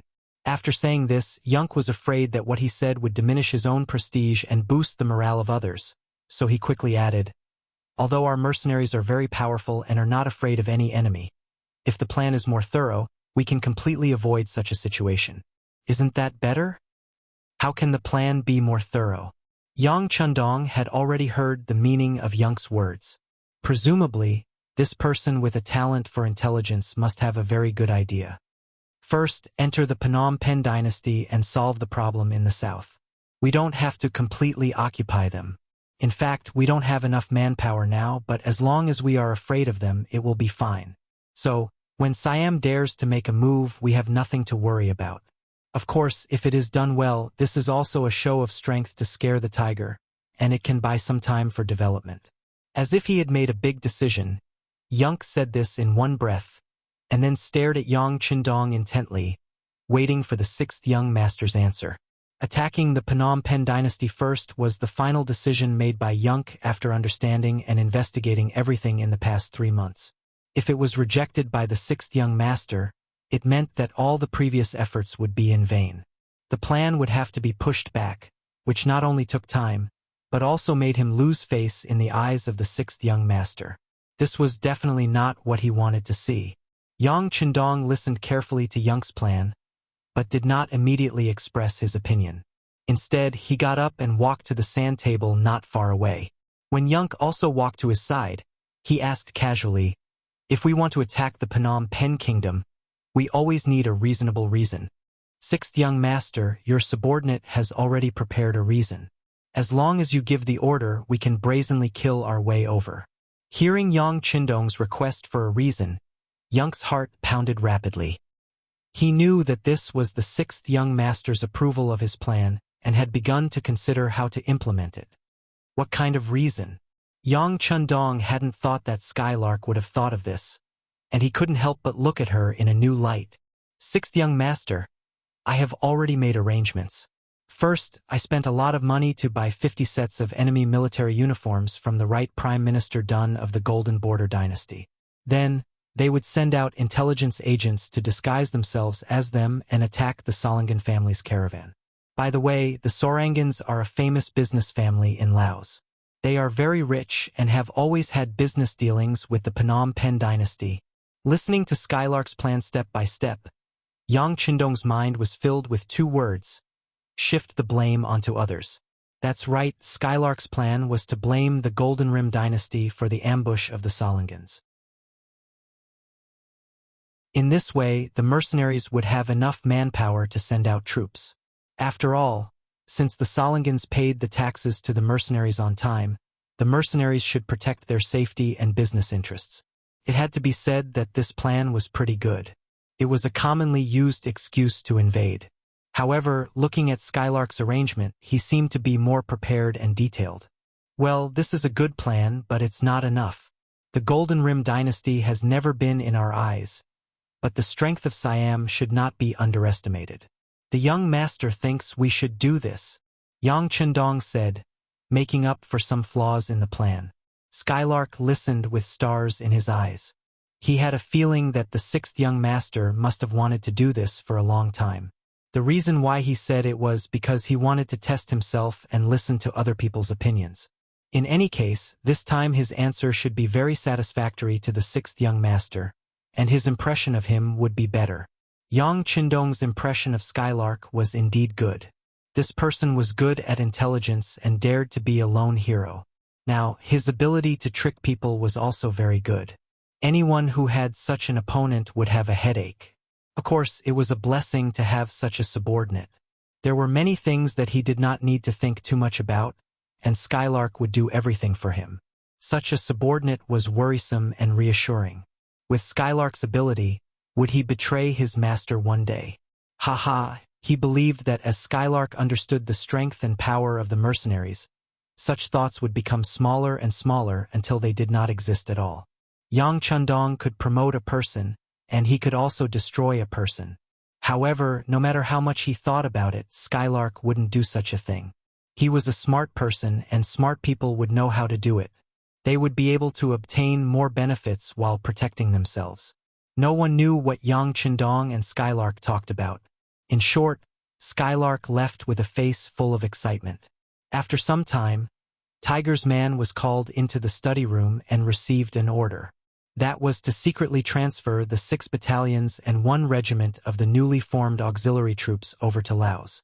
He had great use for them. Currently, there were 2 main regiments and 22 auxiliary battalions of the Cold Vanguard Army in Lao Province. Overall, there were about 12,000 soldiers. Even with the 30,000 Laotian troops led by He Guang, it did not reach 50,000. In the eyes of outsiders, it was clearly not enough to start a war against the 3 neighboring countries with just this amount of military power. Although it was said that quality was the most important thing in an army, if there were too few men, they would not even be able to defend the city. How could that be possible? In order to make preparations, Yang Chendong could only go to Chichen City to transfer more troops. With another Cold Vanguard regiment and 6 other battalions, although there were only 4,000 men, it was still not enough. However, it was more than enough to deal with the current situation. At least the plan could be carried out. Our forces are still too little. Yang Chendong sighed and shook his head, suppressing the thought. With his current strength and the number of people under his control, it was not too difficult to build an army of a few 100,000 men. However, how could an army like that fight? He wanted to build elite troops. This way, not only could he equip them with the best equipment, he could also save a lot of money. Although he didn't lack money now, there were too many things he wanted to do. For example, he was preparing to build cement roads in all directions on all the land he occupied. Just this project alone would cost a lot of money. After Skylark received Yang Chendong's permission, he began to plan. Only 10 days later, he received news that the caravan of the Sorangan family was returning from Golden Rim City, the capital of the Golden Rim dynasty. Tell them to get ready. The plan will be carried out at Shangding. Skylark said confidently. Shangding. It was one of the cities in the Golden Rim dynasty. It was close to the Mekong River and was very close to the Lao province. Because of the importance of the geographical location, it had also become an important supply point for many caravans. Nashin was leading the caravan here to replenish their supplies. As an established business family in Laos, they bought a lot of new products from the commercial street in Wanxiang City when it opened. Then, he led a team to deliver the goods to Phnom Penh dynasty's capital, Phnom Penh City. After making a big profit there, they returned. Rare goods were sold in the commercial street, such as perfumes and mirrors, which were priceless. Even the colorful underwear and cheongsams were sought-after goods in the eyes of the nobles of various countries. In less than a day, all the goods were sold out, and the price was increased by 10% in the process. The profit from this trip alone was more than 20 times the profit of selling ordinary goods. Nashin, who had made a lot of money, was grinning from ear to ear. He took the caravan of more than 100 people and 6 carts out of Shangding. He rented a big boat and sailed to the Mekong River. He wanted to take advantage of the fact that these goods were selling well and make more trips to the Sorangan family to ensure a higher status in the family. His face was full of confidence, and he even began to imagine how popular he would be when he returned to the clan this time, and how people would look at him with worshipful eyes. Suddenly, he saw a military ship coming from afar. The reason why he said it was a military ship was because the deck of the opposite ship was full of men wearing the Golden Rim dynasty's military uniform. From afar, they were all majestic. Their armor shone in the reflection of the sun. The sabers in their hands glowed with cold light, carrying a murderous aura. A military ship? When he saw the ship, Na Xian still had a question mark in his heart. He didn't know how many times he had been to the Mekong River, but this was the first time he saw a military ship. The doubt in his heart just flashed through his mind. After all, the most important thing was to deal with the problem at hand. He hurriedly made a gesture to a guard behind him. The guard turned back to the cabin and came back with a money bag with 100 taels of silver in his hand. Nashin took the money bag and put it in his arms. He felt that it was heavy, and at the same time he felt more confident. When he saw the military ship approaching his ship, he didn't feel so nervous. Come out and be checked. After a wide plank was placed on the ship, the soldiers on the opposite side came over and approached Nashin. Haha! Thank you for your hard work, but I wonder why you are here? With a fawning expression, he immediately went up to greet them. What? Do we have to greet you if we want to appear anywhere? The leader of the soldiers looked unhappy. No, I'm just curious. I've never seen you on this route before. Of course, you can appear anywhere you want. By the way, we have a very good relationship with General Dagon. Every time we go to Golden Rim City, we will visit him in his mansion. While smiling, he talked about his background.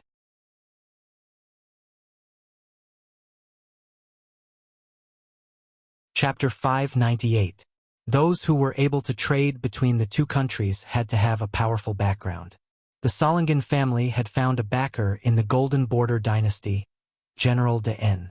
This person was also the #1 general of the Golden Border dynasty. So you are General Dagon's men. The leader nodded thoughtfully, then approached Na-Exian and said, To tell you the truth, Lao province has been occupied by mercenaries. His Majesty is worried that they will suddenly make a move, so he sent us to check the river to see if there are any suspicious people. The leader's attitude had changed greatly, which was within Na-Exian's expectations.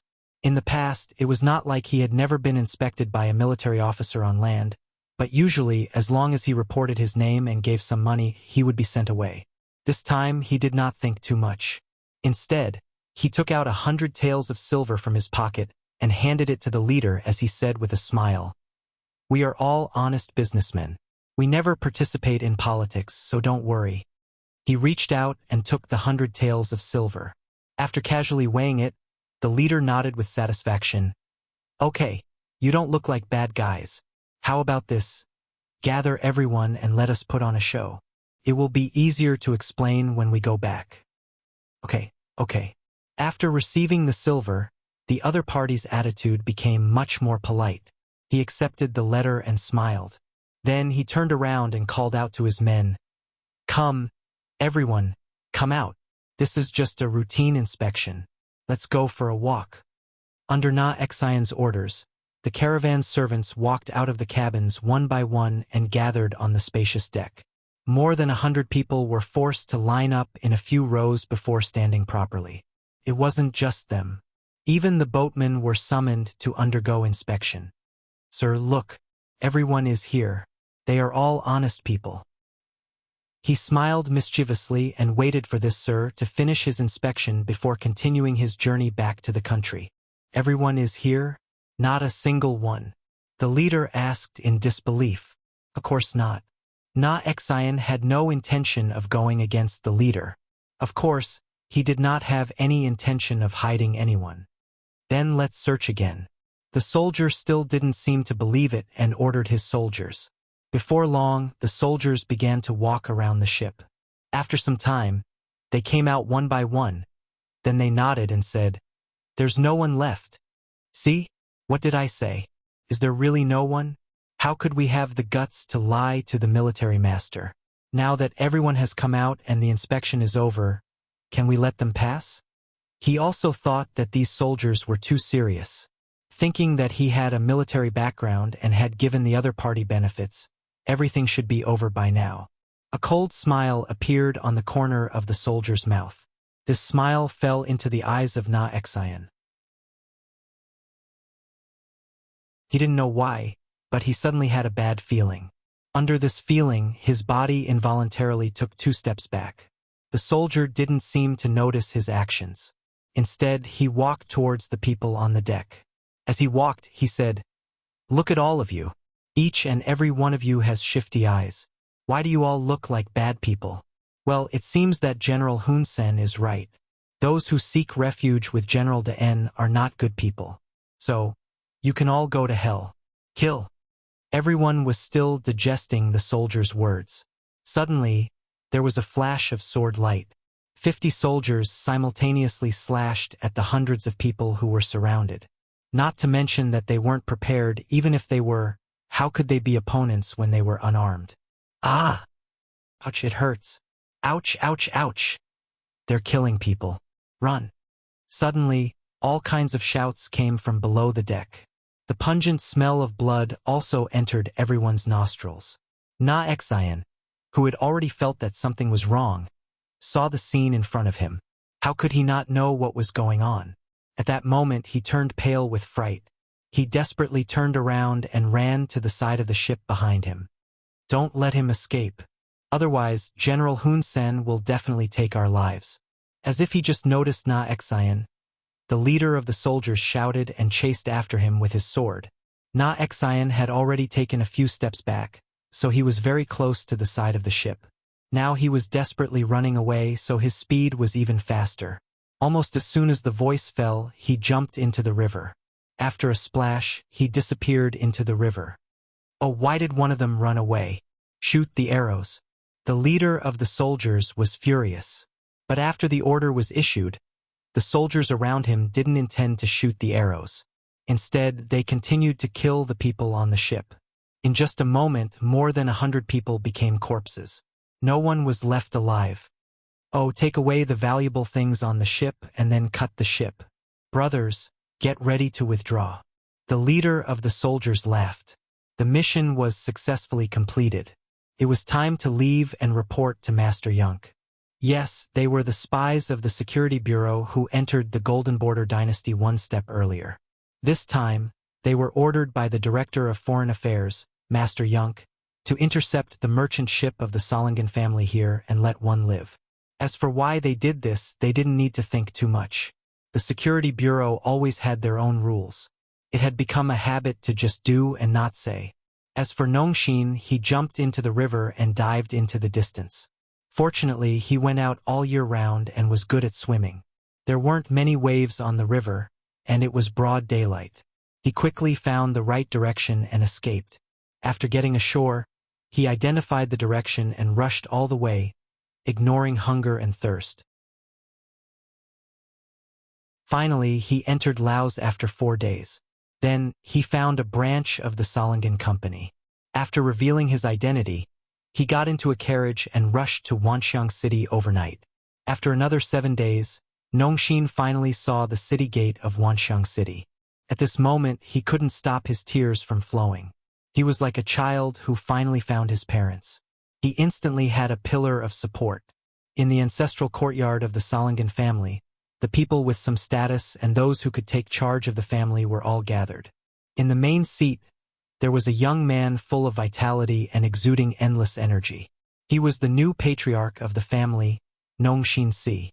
Nongxin Si had been smart since he was young, especially when it came to business and dealing with people. He had shown great talent since he was very young. Every business that he handled brought great benefits to the family, and he became a role model for the younger generation. Since it was a big family, there was naturally no lack of talents. On the contrary, the mentality of seniority was very serious. Even if Nongxin Si had the ability, he still needed a huge opportunity to rise up. Otherwise, he could only wait until he had enough seniority. Nongxin Si's luck was quite good. The opportunity had finally arrived. The seemingly powerful Lansong kingdom had been destroyed in a single night. While everyone was still watching and still had a glimmer of hope for the former Emperor Pius, Nongxi decisively made his move. Since they were a business family, they naturally knew more about the outside world. Otherwise, it would be easy for them to be taken advantage of. When Nongxin Si was purchasing goods from a business street in Yunnan province, he was the person in charge of this. From there, he heard a lot about the 6th young master and saw how powerful the mercenaries were. Now, he knew that the Lansong kingdom would definitely become a thing of the past. It was impossible for them to make a comeback. As such, he immediately made the decision to form a good relationship with the mercenaries. Opportunities were always prepared for those who were prepared. Since he couldn't form a relationship with the mercenaries, Nongxin Si took the initiative to look for the former state preceptor Long Qi and expressed his intention to form an alliance. Long Qi was also the winner of this political change. Although he wouldn't be able to enjoy any power in the future, he received 5 million taels of business capital. Not only that, he was also allowed to do business in the new Lao province. He wouldn't be pushed aside by the Han merchants in the business street. This was Long Qi's advantage. After Nongxin Si came looking for him, the retired state preceptor felt like a tiger that had grown wings. He now only had money and business qualifications, but he didn't know how to do business and how to make more money. All of these happened to be the strengths of the Sorangan family. A strong alliance, this was what they wanted. Long Qi agreed to the Sorangan family's request for cooperation. As the person who put forward the proposal, Nongxin Si's contribution couldn't go unnoticed. He seized the opportunity and became the new patriarch of the family. The old patriarch entered a state of seclusion. After becoming the new patriarch, Nongxin Si wanted to bring the family to a higher level of glory. He ordered several merchant teams to set off together. He wanted to show everyone how right it was to choose him as the patriarch. However, no one expected that something would happen. Not only did they lose their money, but more than 100 people were killed. If it weren't for Nongxin's good swimming skills and quick reaction, he would have died as well. The Sorangan family would still be in the dark. Nongxin Si knelt on the ground and told everyone what happened at the Mekong River in front of the new patriarch and his family members. As soon as his voice fell, it immediately attracted the angry condemnation of the other clansmen. Bastards, how can these people be so shameless?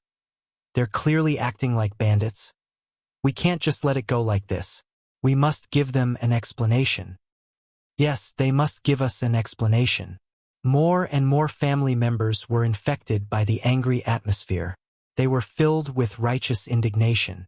It was as if they would rush to Phnom Penh dynasty and kill the soldiers if they were given a knife.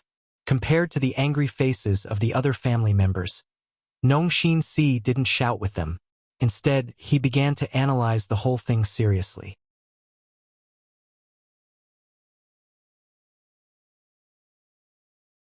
Chapter 599. Judging from the testimony in the letter, it was obvious that there was a conflict between the two generals of the Golden Rim dynasty. Later, when they saw that the Sorangan family had made so much money, General Hun Sen disregarded General Dun's face and suddenly attacked them. It was the best of both worlds. The only fly in the ointment was that he had escaped back after accepting the letter, and the truth had come to light. The Sorangan family had been doing business for generations, so they had some money. However, it was obviously unrealistic to say that they wanted to compete with the generals of a country. If they really dared to do so, it would be like hitting a stone with an egg. In the end, the whole family's business in the Golden Bien dynasty would be wiped out. Businessmen mainly pursued wealth, so they would not use weapons unless it was absolutely necessary. Fighting with force was obviously not what Nong Si wanted, nor was it in line with the family's interests. However, since Hun Sen had made a move, how could he let it go? How could he easily bow his head? He would probably not even admit what he had done in the past. In this case, things were a bit tricky. While Nong Si was still thinking about the gains and losses of this matter, the family members had stopped arguing and looked at him. It seemed that this time the patriarch needed to make a decision. Everyone, please calm down. Let me discuss this matter with Mr. Longqi and then make a decision. He, Nong Si, didn't make any rash decisions in public.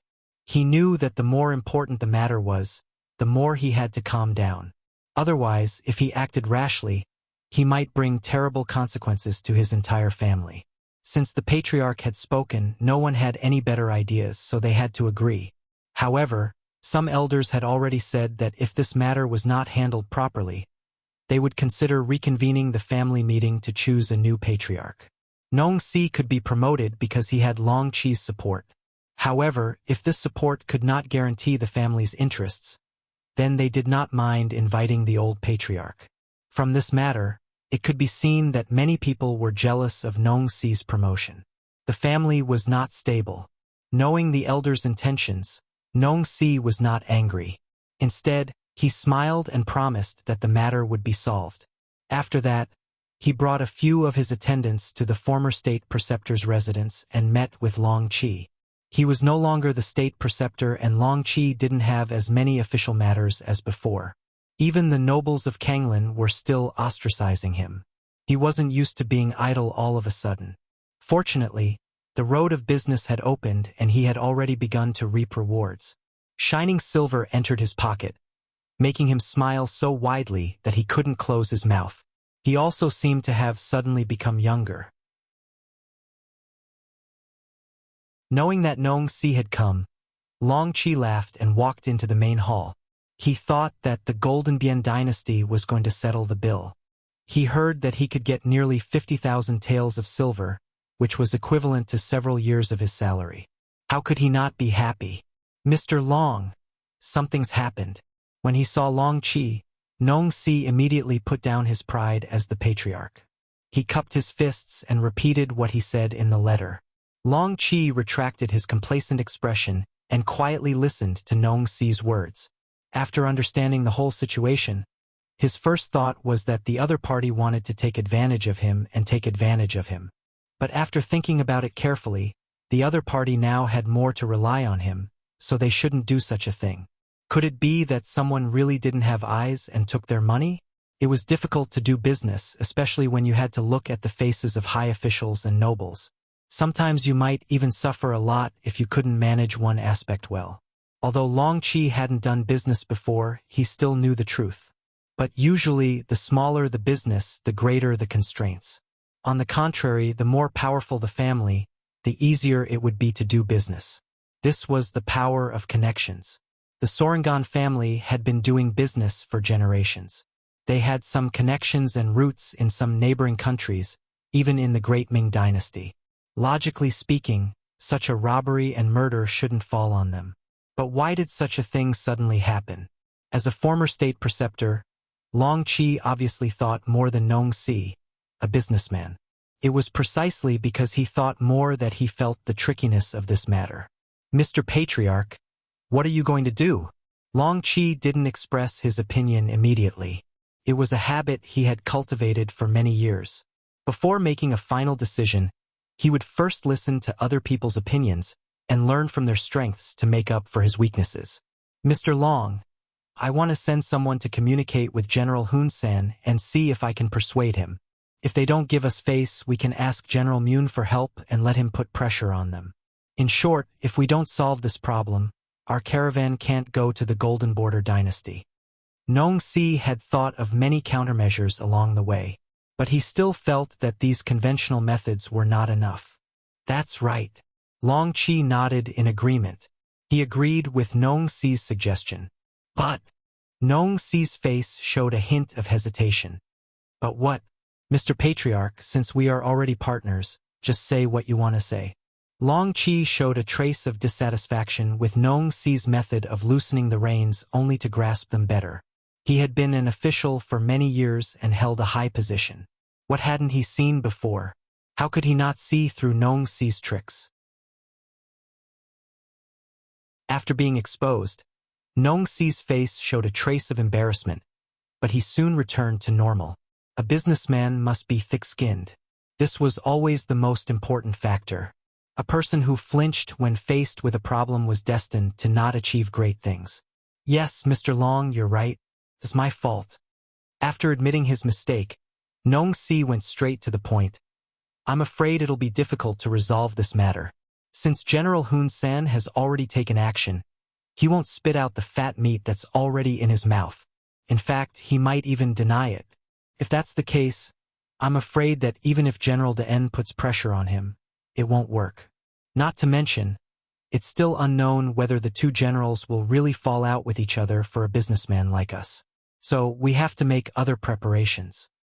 Other preparations? What do you mean? Long Qi naturally understood the reason behind it.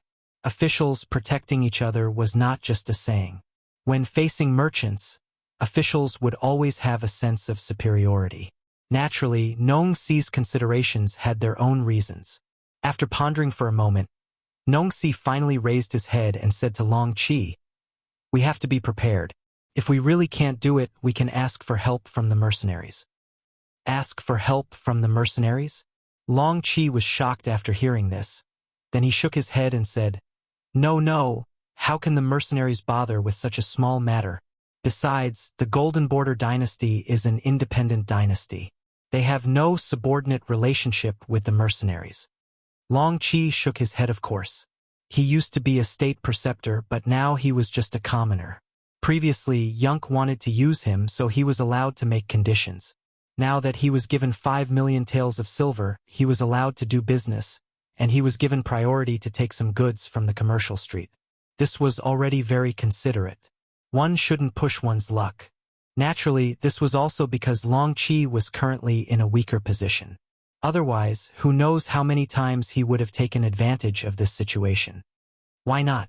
Nong Si's face was firm. Mr. Long, didn't the mercenaries say that? They will protect the people. Oh no. It's the interests of the people under them.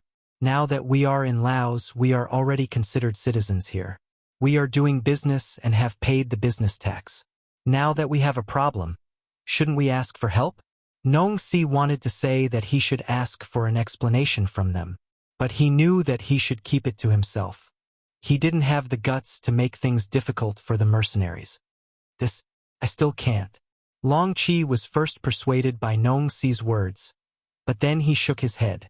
Now he was just a commoner. Who knew if the mercenaries would care about him? If he took the initiative to ask for help, what if the mercenaries suddenly wanted to settle old scores? Money moved people's hearts. Now everyone knew that he had received 5 million taels of silver from the mercenaries. If someone wanted to take advantage of him and took the initiative to ask for money, should he give it to them? As for whether the mercenaries would do this, anyway, when Long Qi was the state preceptor, he did this many times. Judging others by their own standards, of course he would think that this was the right thing to do. Long Qi shook his head like a rattle drum, which made Nong Si feel a little discouraged. The reason why he wanted to work with Long Qi was not only because he could get more goods from the business street, but also because of Long Qi's connections and identity. If he couldn't even do this, why should he work with Long Qi and give up the benefits? This was not an ordinary matter. It was related to whether he could continue to be the head of the family. If he couldn't find a reasonable solution, he would be beaten back to his original state. It might even be worse than before. After all, everyone knew that he had the ambition to be the head of the family. Back then, no matter who became the head of the family, they would all suppress him. Now that he was the head of the family, of course, Nong Si didn't want to return to the past, let alone the past that was worse than before. Nong Si didn't want to be too harsh, but he had no choice but to use his trump card. Mr. Long, you must report this matter to the mercenaries and ask them for help. If you can't do that, I don't think there's any need for you to cooperate with the Solingans. What did you say? Long Qi's gaze turned cold. The aura of a superior was revealed at this moment.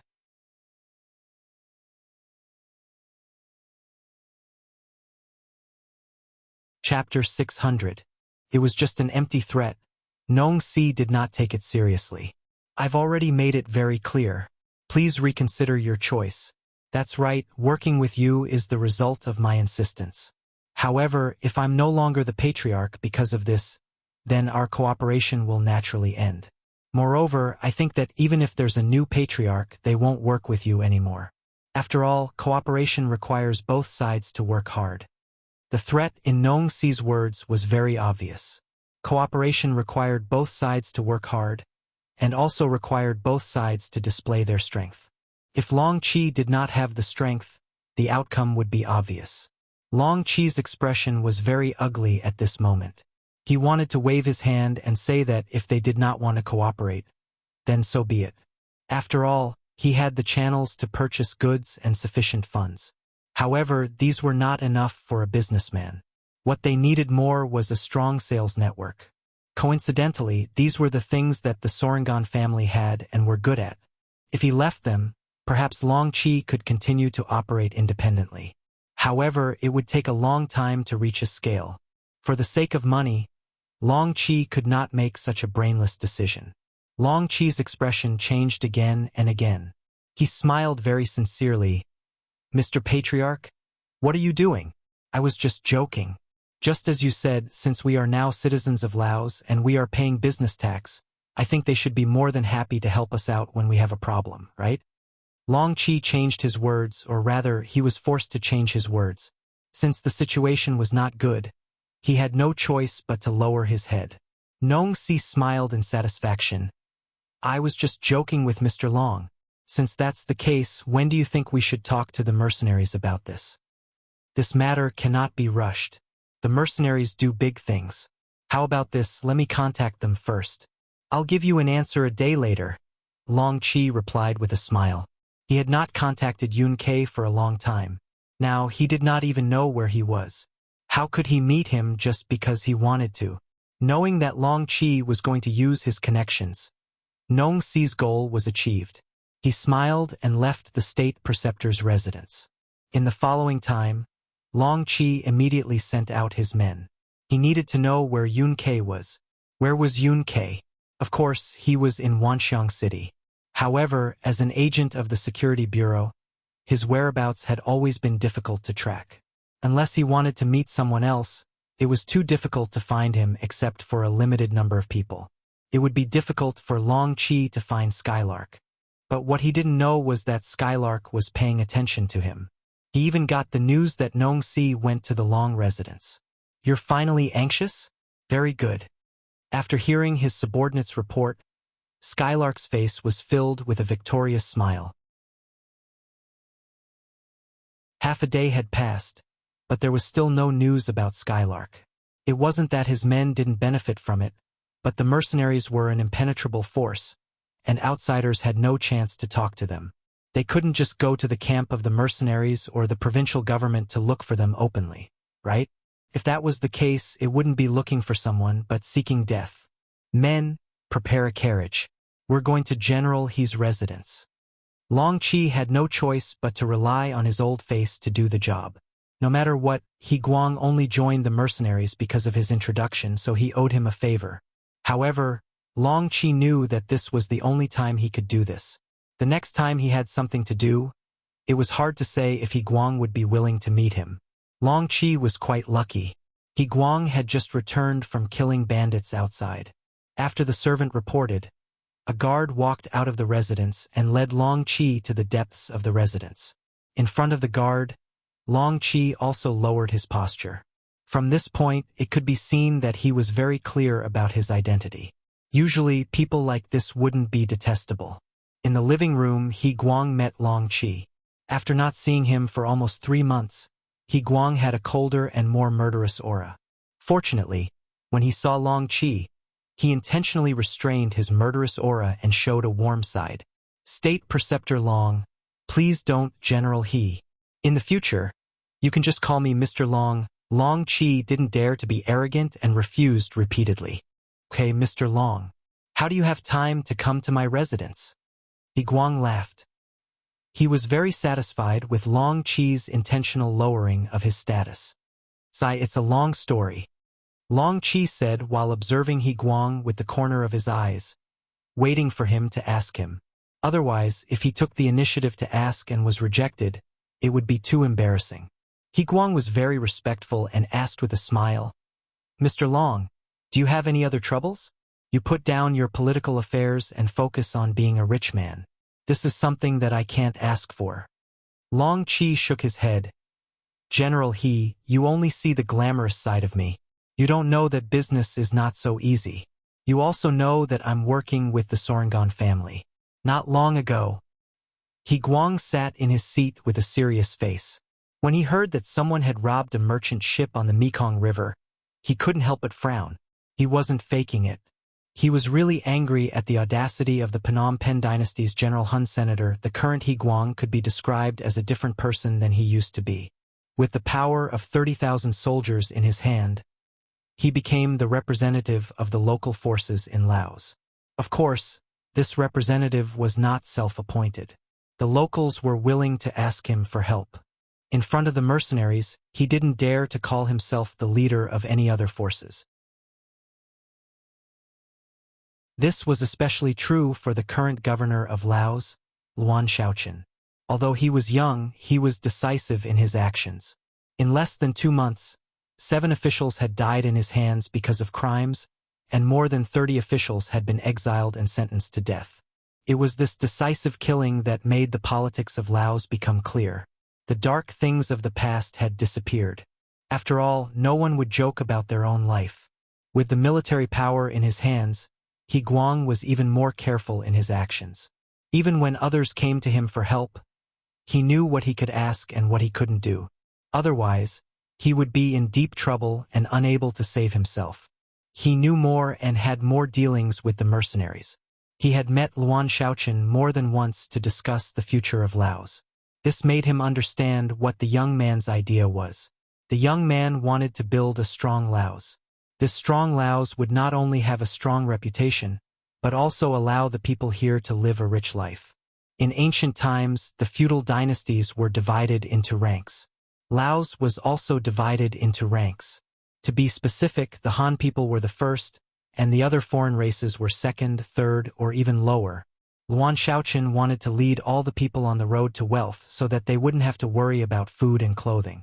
Such an ambition was easy to say, but it was very difficult to achieve. Since ancient times, many people with great talents and great foresight had such a goal. However, no matter how hard they worked, there would always be people who didn't have enough to eat or wear warm clothes. It was obvious how difficult it was to achieve wealth together. Luan Shaoqin had the intention to do this. In his words, as long as the people were willing to work hard and endure hardships, they wouldn't starve. Especially since the potato was a high-yield crop and had been widely planted. If they were lazy, they would be sent to reform through labor. In any case, the people had to be hardworking, and in exchange, they would also become rich. The real people were naturally able to endure hardships. In the past, even if they endured hardships, they wouldn't necessarily have a good harvest. However, under Luan Shaoqin's leadership, the lives of those who could endure hardships began to change. After all, Laos was going through a huge change, and there was a lot of work to be done. Even if he worked hard to build houses and roads, the remuneration he earned was enough to feed his family. Under Luan Shaoqin's leadership, Laos was changing day by day. Following that, the young governor began to focus on the treatment and fairness of the people. With Yang Bao, who could complain about any injustice, there were fewer cases of people bullying others. The people could earn more money and live better lives. They could also gain more respect in terms of human rights. This was all brought about by Luan Shaoqin. As the main representative of the natives of Laos, He Guang naturally saw all of this. This also allowed him to have a better understanding of Luan Shaoqin's governing philosophy. Luan Shaoqin was his direct superior, so how could he do his job well if he didn't figure it out? After understanding all of this, and hearing Nong Si's story, he had a feeling that Luan Shaoqin would do something about it. As he had said, they were now legal citizens of Laos and had paid taxes. Now that there was a problem outside, how could the Laos government ignore it? Okay, I understand. I will find a chance to report it to the higher-ups. He Guang hesitated for a moment, but he didn't make any promises. After all, this matter involved the Kim Bien dynasty. Although the mercenaries were powerful, they had taken down Jiaoji and Lansong kingdoms. Now was the time to digest the fruits of their labor. Who knew if there would be more problems? Long Qi knew that He Guang's current position was a little awkward. With a new master, he had to worry too much about what he said. Long Qi didn't press him too much, and instead, he cupped his fist to express his gratitude. After staying for a while, he left the He mansion. Yunk was in Yang Qindong's mansion discussing the next step. Since the plan had already started, there was no reason to stop.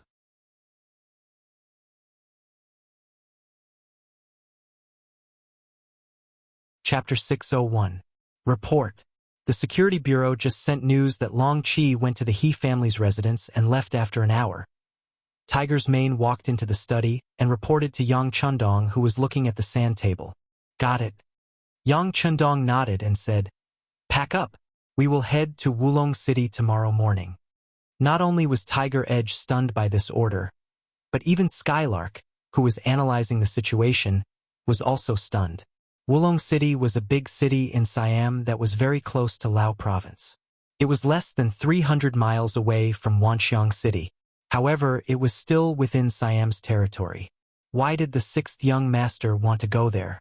The two of them could not figure out the meaning of this step. However, since it was the sixth young master's intention, they had to carry it out. Tiger's Mane nodded and left. Yun Kei, who was left behind, quickly looked at Wulong City on the sand table and fell into deep thought. He lowered his head for the time it took for an incense stick to burn. Then, he suddenly shouted, I know, sixth young master is preparing to... Shoo! Yang Qindong smiled at Yun Kei and nodded. That's right, I am preparing to go to war with Siam. As for the extent of the war, it depends on the attitude of the other party. The sixth young master, isn't this too risky? After all, we don't have a lot of troops. If we do this, it will be equivalent to going to war on two fronts. Although Yun Kei believed in the strength of the mercenaries, he could not help but worry when he thought about how the enemy this time was much stronger than Jiaoji and Lansong Nation. This young master knows, but there will only be progress if there is a challenge. Otherwise, wouldn't it be too boring to always suppress others and beat the weak with strength? Alright, this matter is only known to the few of us. Don't tell Xiaoqin. The young master is looking forward to seeing how he will perform in such a situation. Yang Chundong said with interest. Yun Kei saw all of this and he was very envious. What did Luan Xiaoqin do to deserve such attention from the sixth young master? Let's hope that he can have a perfect performance this time. Once he passes this test, his future will be limitless. Not only did he not let Luan Xiaoqin know that Yang Chundong secretly went to Wulong City, but Yang Chundong also did not show any interest in the matter of the Solingen family. He did not say that all of this was arranged by himself. He just wanted to see if the governor whom he had promoted had the ability to handle things. Although the other party was too young, the sixth young master's heart was still filled with hope. After a night of thinking, He Guang went to the provincial government early the next morning. He came to report to the governor, Luan Xiaoqin, about the results of the Laotian mercenary army and the problems in the province. As the governor, Luan Xiaoqin was not only in charge of the civil affairs, but also the military. This made him very busy, but also greatly increased his power.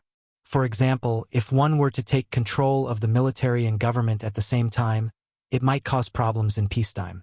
However, in an unstable and dangerous place, such a method of centralizing power in one person was still necessary. At the very least, it would save a lot of unnecessary wrangling. Compared to 2 months ago, Luan Xiaoqin was thinner and more tanned, but he looked more energetic. After the attendant invited He Guang into the office, he held a piece of paper in his hand and asked 7 or 8 questions. This was one of the methods Yang Chundong used to train them. A good memory was not as good as a bad pen. When He Guang came, he was very clear about the situation of the army. Naturally, he answered all the questions without showing any panic. About an hour later, the questions were answered. Luan Xiaoqin nodded with satisfaction. General He, thank you for your hard work. Laotian is going to be a period of great development in Laotian. We absolutely cannot allow any chaos in public security. So, please don't relax and keep an eye on things. If you find any problems, solve them immediately. If you can't solve them, just report to me. Yes, Governor Luan, don't worry. I know what to do. He Guang's attitude was very humble. He did not dare to call himself a general in front of Luan Xiaoqin. After the work report, Luan Xiaoqin picked up the tea on the desk and took a sip. Subconsciously, she reminded He Guang that he could leave. Usually, at this time, the subordinates would immediately stand up and leave with the excuse that they still had work to do. However, this time He Guang did not do so. Instead, he said tentatively, Governor Luan, I have something that I should report to you. What is it? Luan Xiaoqin was a straightforward person. He was too busy with work. If he was not too busy, he would not ask He Guang to leave immediately. Because in a while, it would be time for the next person to report. It wouldn't be good to chat with others while drinking tea and delaying the main work. Since he had made up his mind, He Guang no longer hesitated. Instead, he used the simplest and most concise words to explain the matter that Long Qi had told him. After saying this, he immediately shut his mouth. He could pass on the message, but it was not up to him to make the final decision. He originally thought it was a military matter. He did not expect that the citizens involved were treated unfairly in other countries. This was the first time he encountered such a matter. For a moment, Luan Xiaoqin did not know how to deal with it. However, his intuition told him that it was not a small matter. Okay, I understand. How about this? I will go to General He's residence tonight. Haha, speaking of which, I have been here for more than 2 months, but I have been busy and did not visit your wife. It is very rude of me. And when the time comes, I would like to ask General He to invite the people involved. I want to hear their words. Luan Xiaoli's face was full of smiles. When He Guang heard this, he was excited. Yes, then this general will be waiting for the governor's arrival tonight. What do you mean by not arriving? He said that he was just going to walk around casually. Don't make such a big commotion. Luan Xiaoqin was still smiling, but the reminder in his words was very obvious. That was, he wanted to keep the matter of him going to the He residence as low-key as possible. Don't let everyone know. He Guang immediately understood Luan Xiaoqin's meaning. The other party did not want to make a big commotion before making a decision. He immediately nodded. Yes, Governor Luan is right. We are just going to walk around in private. We will not disturb others. Very good. Then I will trouble General He to go and prepare. After He Guang left, Luan Xiaoqin intentionally stood up to send him off. This gave He Guang a fright. He quickly said, Governor Luan, please stay. However, the moment the door closed, He Guang's bent body immediately straightened. This was the first time the governor personally sent him off after he reported his work. Although it was just for show, it was already a big improvement. It proved that his actions had caught the other party's attention. This was definitely a good start. It seems that I did the right thing by reporting this matter. I'll go back now and bring Long Qi and that Tanongsi over. I'll tell them what they can say and what they can't say when they meet Governor Luan tonight. He Guang muttered to himself as he walked out of the building. In the office, Luan Xiaoqin had already closed his eyes and leaned against the back of the chair. Early this morning, he received the decision of the 6th young master to go on patrol. Therefore, when such a problem arose, it was impossible for him to ask for advice. Thinking about what Beta Persei said in the letter, the 6th young master said that you should work as you should, as long as everything is reasonable and legal. If anything happens, he will take care of it. This was not as simple as just saying. Luan Xiaoqin knew that since the 6th young master said it, he could really do it. Even so, if he asked for advice on everything, he would be too narrow-minded. It's just the Phnom Penh dynasty. Daring to touch the caravan of Lao province is tantamount to provoking the Lao provincial government. Even so, it is absolutely impossible for the other party to not give an explanation. Otherwise, if they attacked the caravan this time, I am afraid they will attack us next time. After making a general decision in his heart, Luan Xiaoqin opened his eyes again. At this time, there were footsteps outside the door.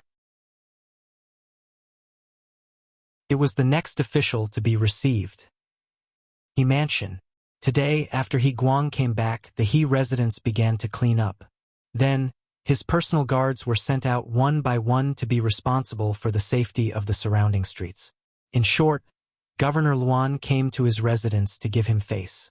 Then, he absolutely could not have any problems, not even the slightest bit. When the sky just turned dark, Long Qi and Nong Si appeared at the door of He Mansion. Sure enough, they were traveling light. Each of them had only brought a personal attendant with them.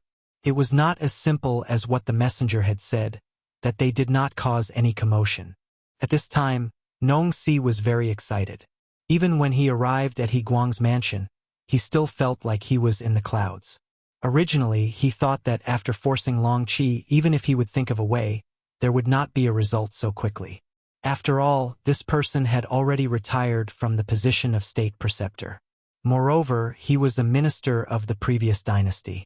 Seriously speaking, it was already good that he was not punished. But who would have thought that the other party really found General He Guang? What was even more unexpected was that the matter had already been reported to Governor Luan. Who was Governor Luan? Although he had the title of governor, there was no difference between him and the previous king of Lansong Kingdom, Piaci.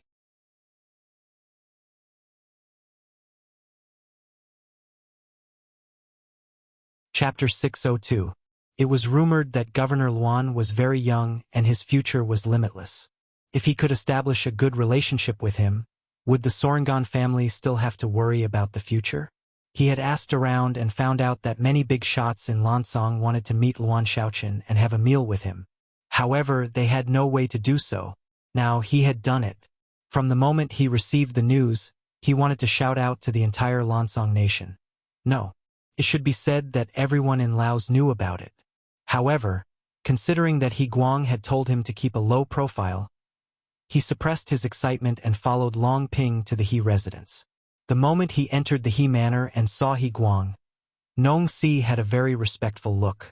To him, it was rare to be able to establish a good relationship with He Guang. All right, Governor Luan will be here soon. Whatever he asks, just answer. If you don't know, don't say anything. He Guang reminded with a dark face. Of course, these words were mainly directed at Nong Si. Long Chi had been a state teacher before and knew what to do better than him. Yes, yes. Nong Si was an understanding person, so he kept nodding. All right, then we'll stand here and wait for Governor Luan to come. After He Guang finished speaking, he stood there in a very standard military posture, giving people the feeling that Governor Luan would appear in front of him at any time. Long Chi and Nong Si naturally didn't dare to say anything. They also stood behind He Guang and waited. Fortunately, this didn't last very long. In less than an hour, a soldier in armor ran over. Seeing this soldier appear, He Guang's face turned serious. He turned around and said softly, "He's here." Then he turned around and looked into the distance until a group of people slowly appeared. Luan Shaochen also kept a low profile this time. Other than himself, there were only 6 Lung Feng guards. After becoming the governor of a province, Yang Chundong gave him the standard of a squad of guards. However, he would not bring all of them with him. Usually, he would only bring 4 to 6 people with him when he took a break. Greetings, Governor Luan. Seeing that Luan Shaochen was about to appear in front of his residence, He Guang had already stepped forward to welcome him with a fawning expression. His attitude was completely different from He Long Chi and Nong Si's earlier attitude. General He, I'm sorry to have kept you waiting. I had some business to deal with at the last minute, so I was delayed. Luan Shaochen was very young and humble. Even when facing his subordinate, He Guang, he still had a humble expression on his face. This was hard to imagine. Feudal dynasties had a strict hierarchy system. Superiors were always indifferent to their subordinates. Even if they did something wrong, they would not admit it. Of course, the subordinates would not dare to pursue the matter. However, Luan Shaochen came late and apologized, which greatly exceeded the expectations of Long Chi and Nong Si. The two of them looked at each other at the same time, as if to say, could the person who came be Governor Luan? How could he apologize to a subordinate general? This didn't make sense. He Guang stood there. He was also frightened by Luan Shaochen's attitude. Although the other party just said it casually, he still expressed his apology. This suddenly made him very nervous. Governor Luan, please don't say that. You are a superior. We should wait for you. Hey, you can't say that. The 6th young master said that all people are born equal. As long as everyone is willing to work hard, is willing to improve, and has a benevolent heart, then they will be respected. So I came late and delayed your time. It's just an apology. It's nothing. It's something that should be done. Luan Shaochen suddenly became serious, as if he was talking about something very important. He Guang also put away the charming smile on his face. Luan Shaochen had mentioned the 6th young master, who was a godlike existence in the eyes of some people. Even He Guang had only seen Yang Chundong once when he entered the city. At that time, he was so scared that he didn't dare to raise his head. He only knew that the 6th young master was very powerful, very powerful. Now that even Governor Luan Shaochen was so serious, he of course had to stop smiling. These words also reached Long Chi and Nong Si's ears, and they couldn't help but tremble. Since Governor Luan Shaochen said that all people were equal, didn't it mean that they had a chance? After all, they were also citizens of Laos. After a simple greeting at the door, He Guang quickly invited Luan Shaochen into the house. This is the first time I'm visiting. I brought some gifts for sister-in-law. General He, please accept it. Luan Shaochen said with a smile as he casually sized up the He residence. A Lung Feng guard behind him then handed over a very exquisite box. This was the first cosmetics and perfume that were taken out of the imitation warehouse. After continuous development and self-processing in Chiming City, There was a new brand and packaging. Yang's Beautiful Beauty. Yang's Beautiful Beauty cosmetics had now become the best item in the eyes of upper-class women. Not only could it make women whiter and delay aging, there was also a set of 6 bottles of perfume that could make women exude different fragrances. The value of this set alone was more than 2,000 taels, and it belonged to the kind that had a price but no market. If it could be taken further away, even if the price was several times higher, it would still be a hot commodity. Thank you, this general thanks Governor Luan for his kindness. He Guang took the gift with a flattered look and carefully put it in the hands of the servant. He spread his right arm and said, Governor Luan, the banquet is ready, please. Let's go together. Luan Xiaochen still smiled and nodded, and under He Guang's lead, step by step, walked towards the banquet hall. Several people walked and chatted, and Long Qi and He Nongxi were also introduced to Luan Xiaochen by He Guang. Mr. Long has made a great contribution to the liberation of Lao province. This is something that the world will not forget. Looking at Long Qi, Luan Xiaochen said seriously, thank you for Governor Luan's recognition, thank you. Long Qi said with tears running down his face. Since the Lansong kingdom was destroyed and changed to Lao province, who knows how many people scolded him behind his back, saying that he was a traitor, unfilial, and so on. Although Long Qi could shamelessly ignore all of this, he still found that many people alienated from him. There were even people who threatened that a disloyal person like Long Qi would not really believe him. The current Lao province was only because it wanted to stabilize, so it did not bring up the old debts. It would not be long before someone came to find trouble with him. What a joke, the mercenaries gave Long Qi 5 million taels of silver. That was a huge sum. How could he not take it back? It was only a matter of time. Look, Long Qi would not be able to jump around for long. When these words reached Long Qi's ears, he was already trembling with fear. It must be said that he had considered this problem before, and he had the same worries, but what could he do? Leave now? If he really did that, it would only speed up the mercenaries' pace of making a move on him. After thinking about it, Long Qi decided to stay quiet, and he even reduced the chances of him showing up. It was so that people could gradually forget about him. Just like when he partnered with the Solingen family to do business, he would not show up. Instead, he chose to make a fortune in silence. This time, if it wasn't for this problem, he would also not want to have any dealings with the mercenaries. Even if Luan Xiaochen's power was monstrous, he did not want to see him if he could. Long Qi was not the only one with this idea. In the current Lao province, the mercenaries seemed to have gained a firm foothold, and they had gained the support of many people. However, the ones who truly supported them were the commoners who had benefited from them, as well as the Han people living in Lao province. Because of the arrival of the mercenaries, the commoners had their own fields, jobs to do, and money to earn. Their lives were much better than before. With the thought of not forgetting the person who dug the well when they drank water, they would naturally be grateful and support such a force. There was no need to mention the Han people. Ever since this place became Lao province, their status was extremely stable, regardless of whether it was in terms of treatment or the degree of respect they received. As Han citizens, they were given more farmland than the other races.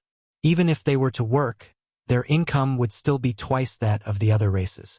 As Han citizens, they also enjoyed a high personal status. For example, when they walked on the streets, even the other races' officials would have to take the initiative to stop and let them pass first.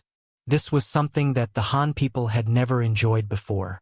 Furthermore, this was all brought to them by the mercenaries, so how could they not be grateful? However, they were the only ones who truly supported the mercenaries. As for the nobles and tycoons, they would only treat those who gave them more benefits. On the other hand, there was no need to talk about friendship. Only benefits were eternal. Long Qi also had such thoughts. He wanted to borrow the might of the mercenaries, but he did not want to get too close to them. This was the true thinking of people at his level. Right now, Luan Xiaochen's words of "your contributions will not be forgotten by the world" made him feel as though he had found a soulmate. He then thought about how everyone was not optimistic about him and wanted to isolate him. However, the mercenaries, who used to be his enemy, were actually treating him so highly. Under such a comparison, he could not help but feel like crying. When Luan Shaochen saw Long Qi's expression, a smile appeared in his eyes. He knew that the other party was in a difficult situation and needed his help. There was no need for him to be courteous. As if he had just thought of something, he said, "Mr. Long, you were once a grand tutor. I'm sure you have a lot of connections. How about this? If you have the time, you can interact with some of the nobles and contact some of them to contribute to the development of Lao province. If you need any help, our provincial government is willing to back you up. How about that?" You're tuning in to the Journey of the Soul YouTube channel. Don't forget to subscribe and join us on this journey to catch the most captivating stories.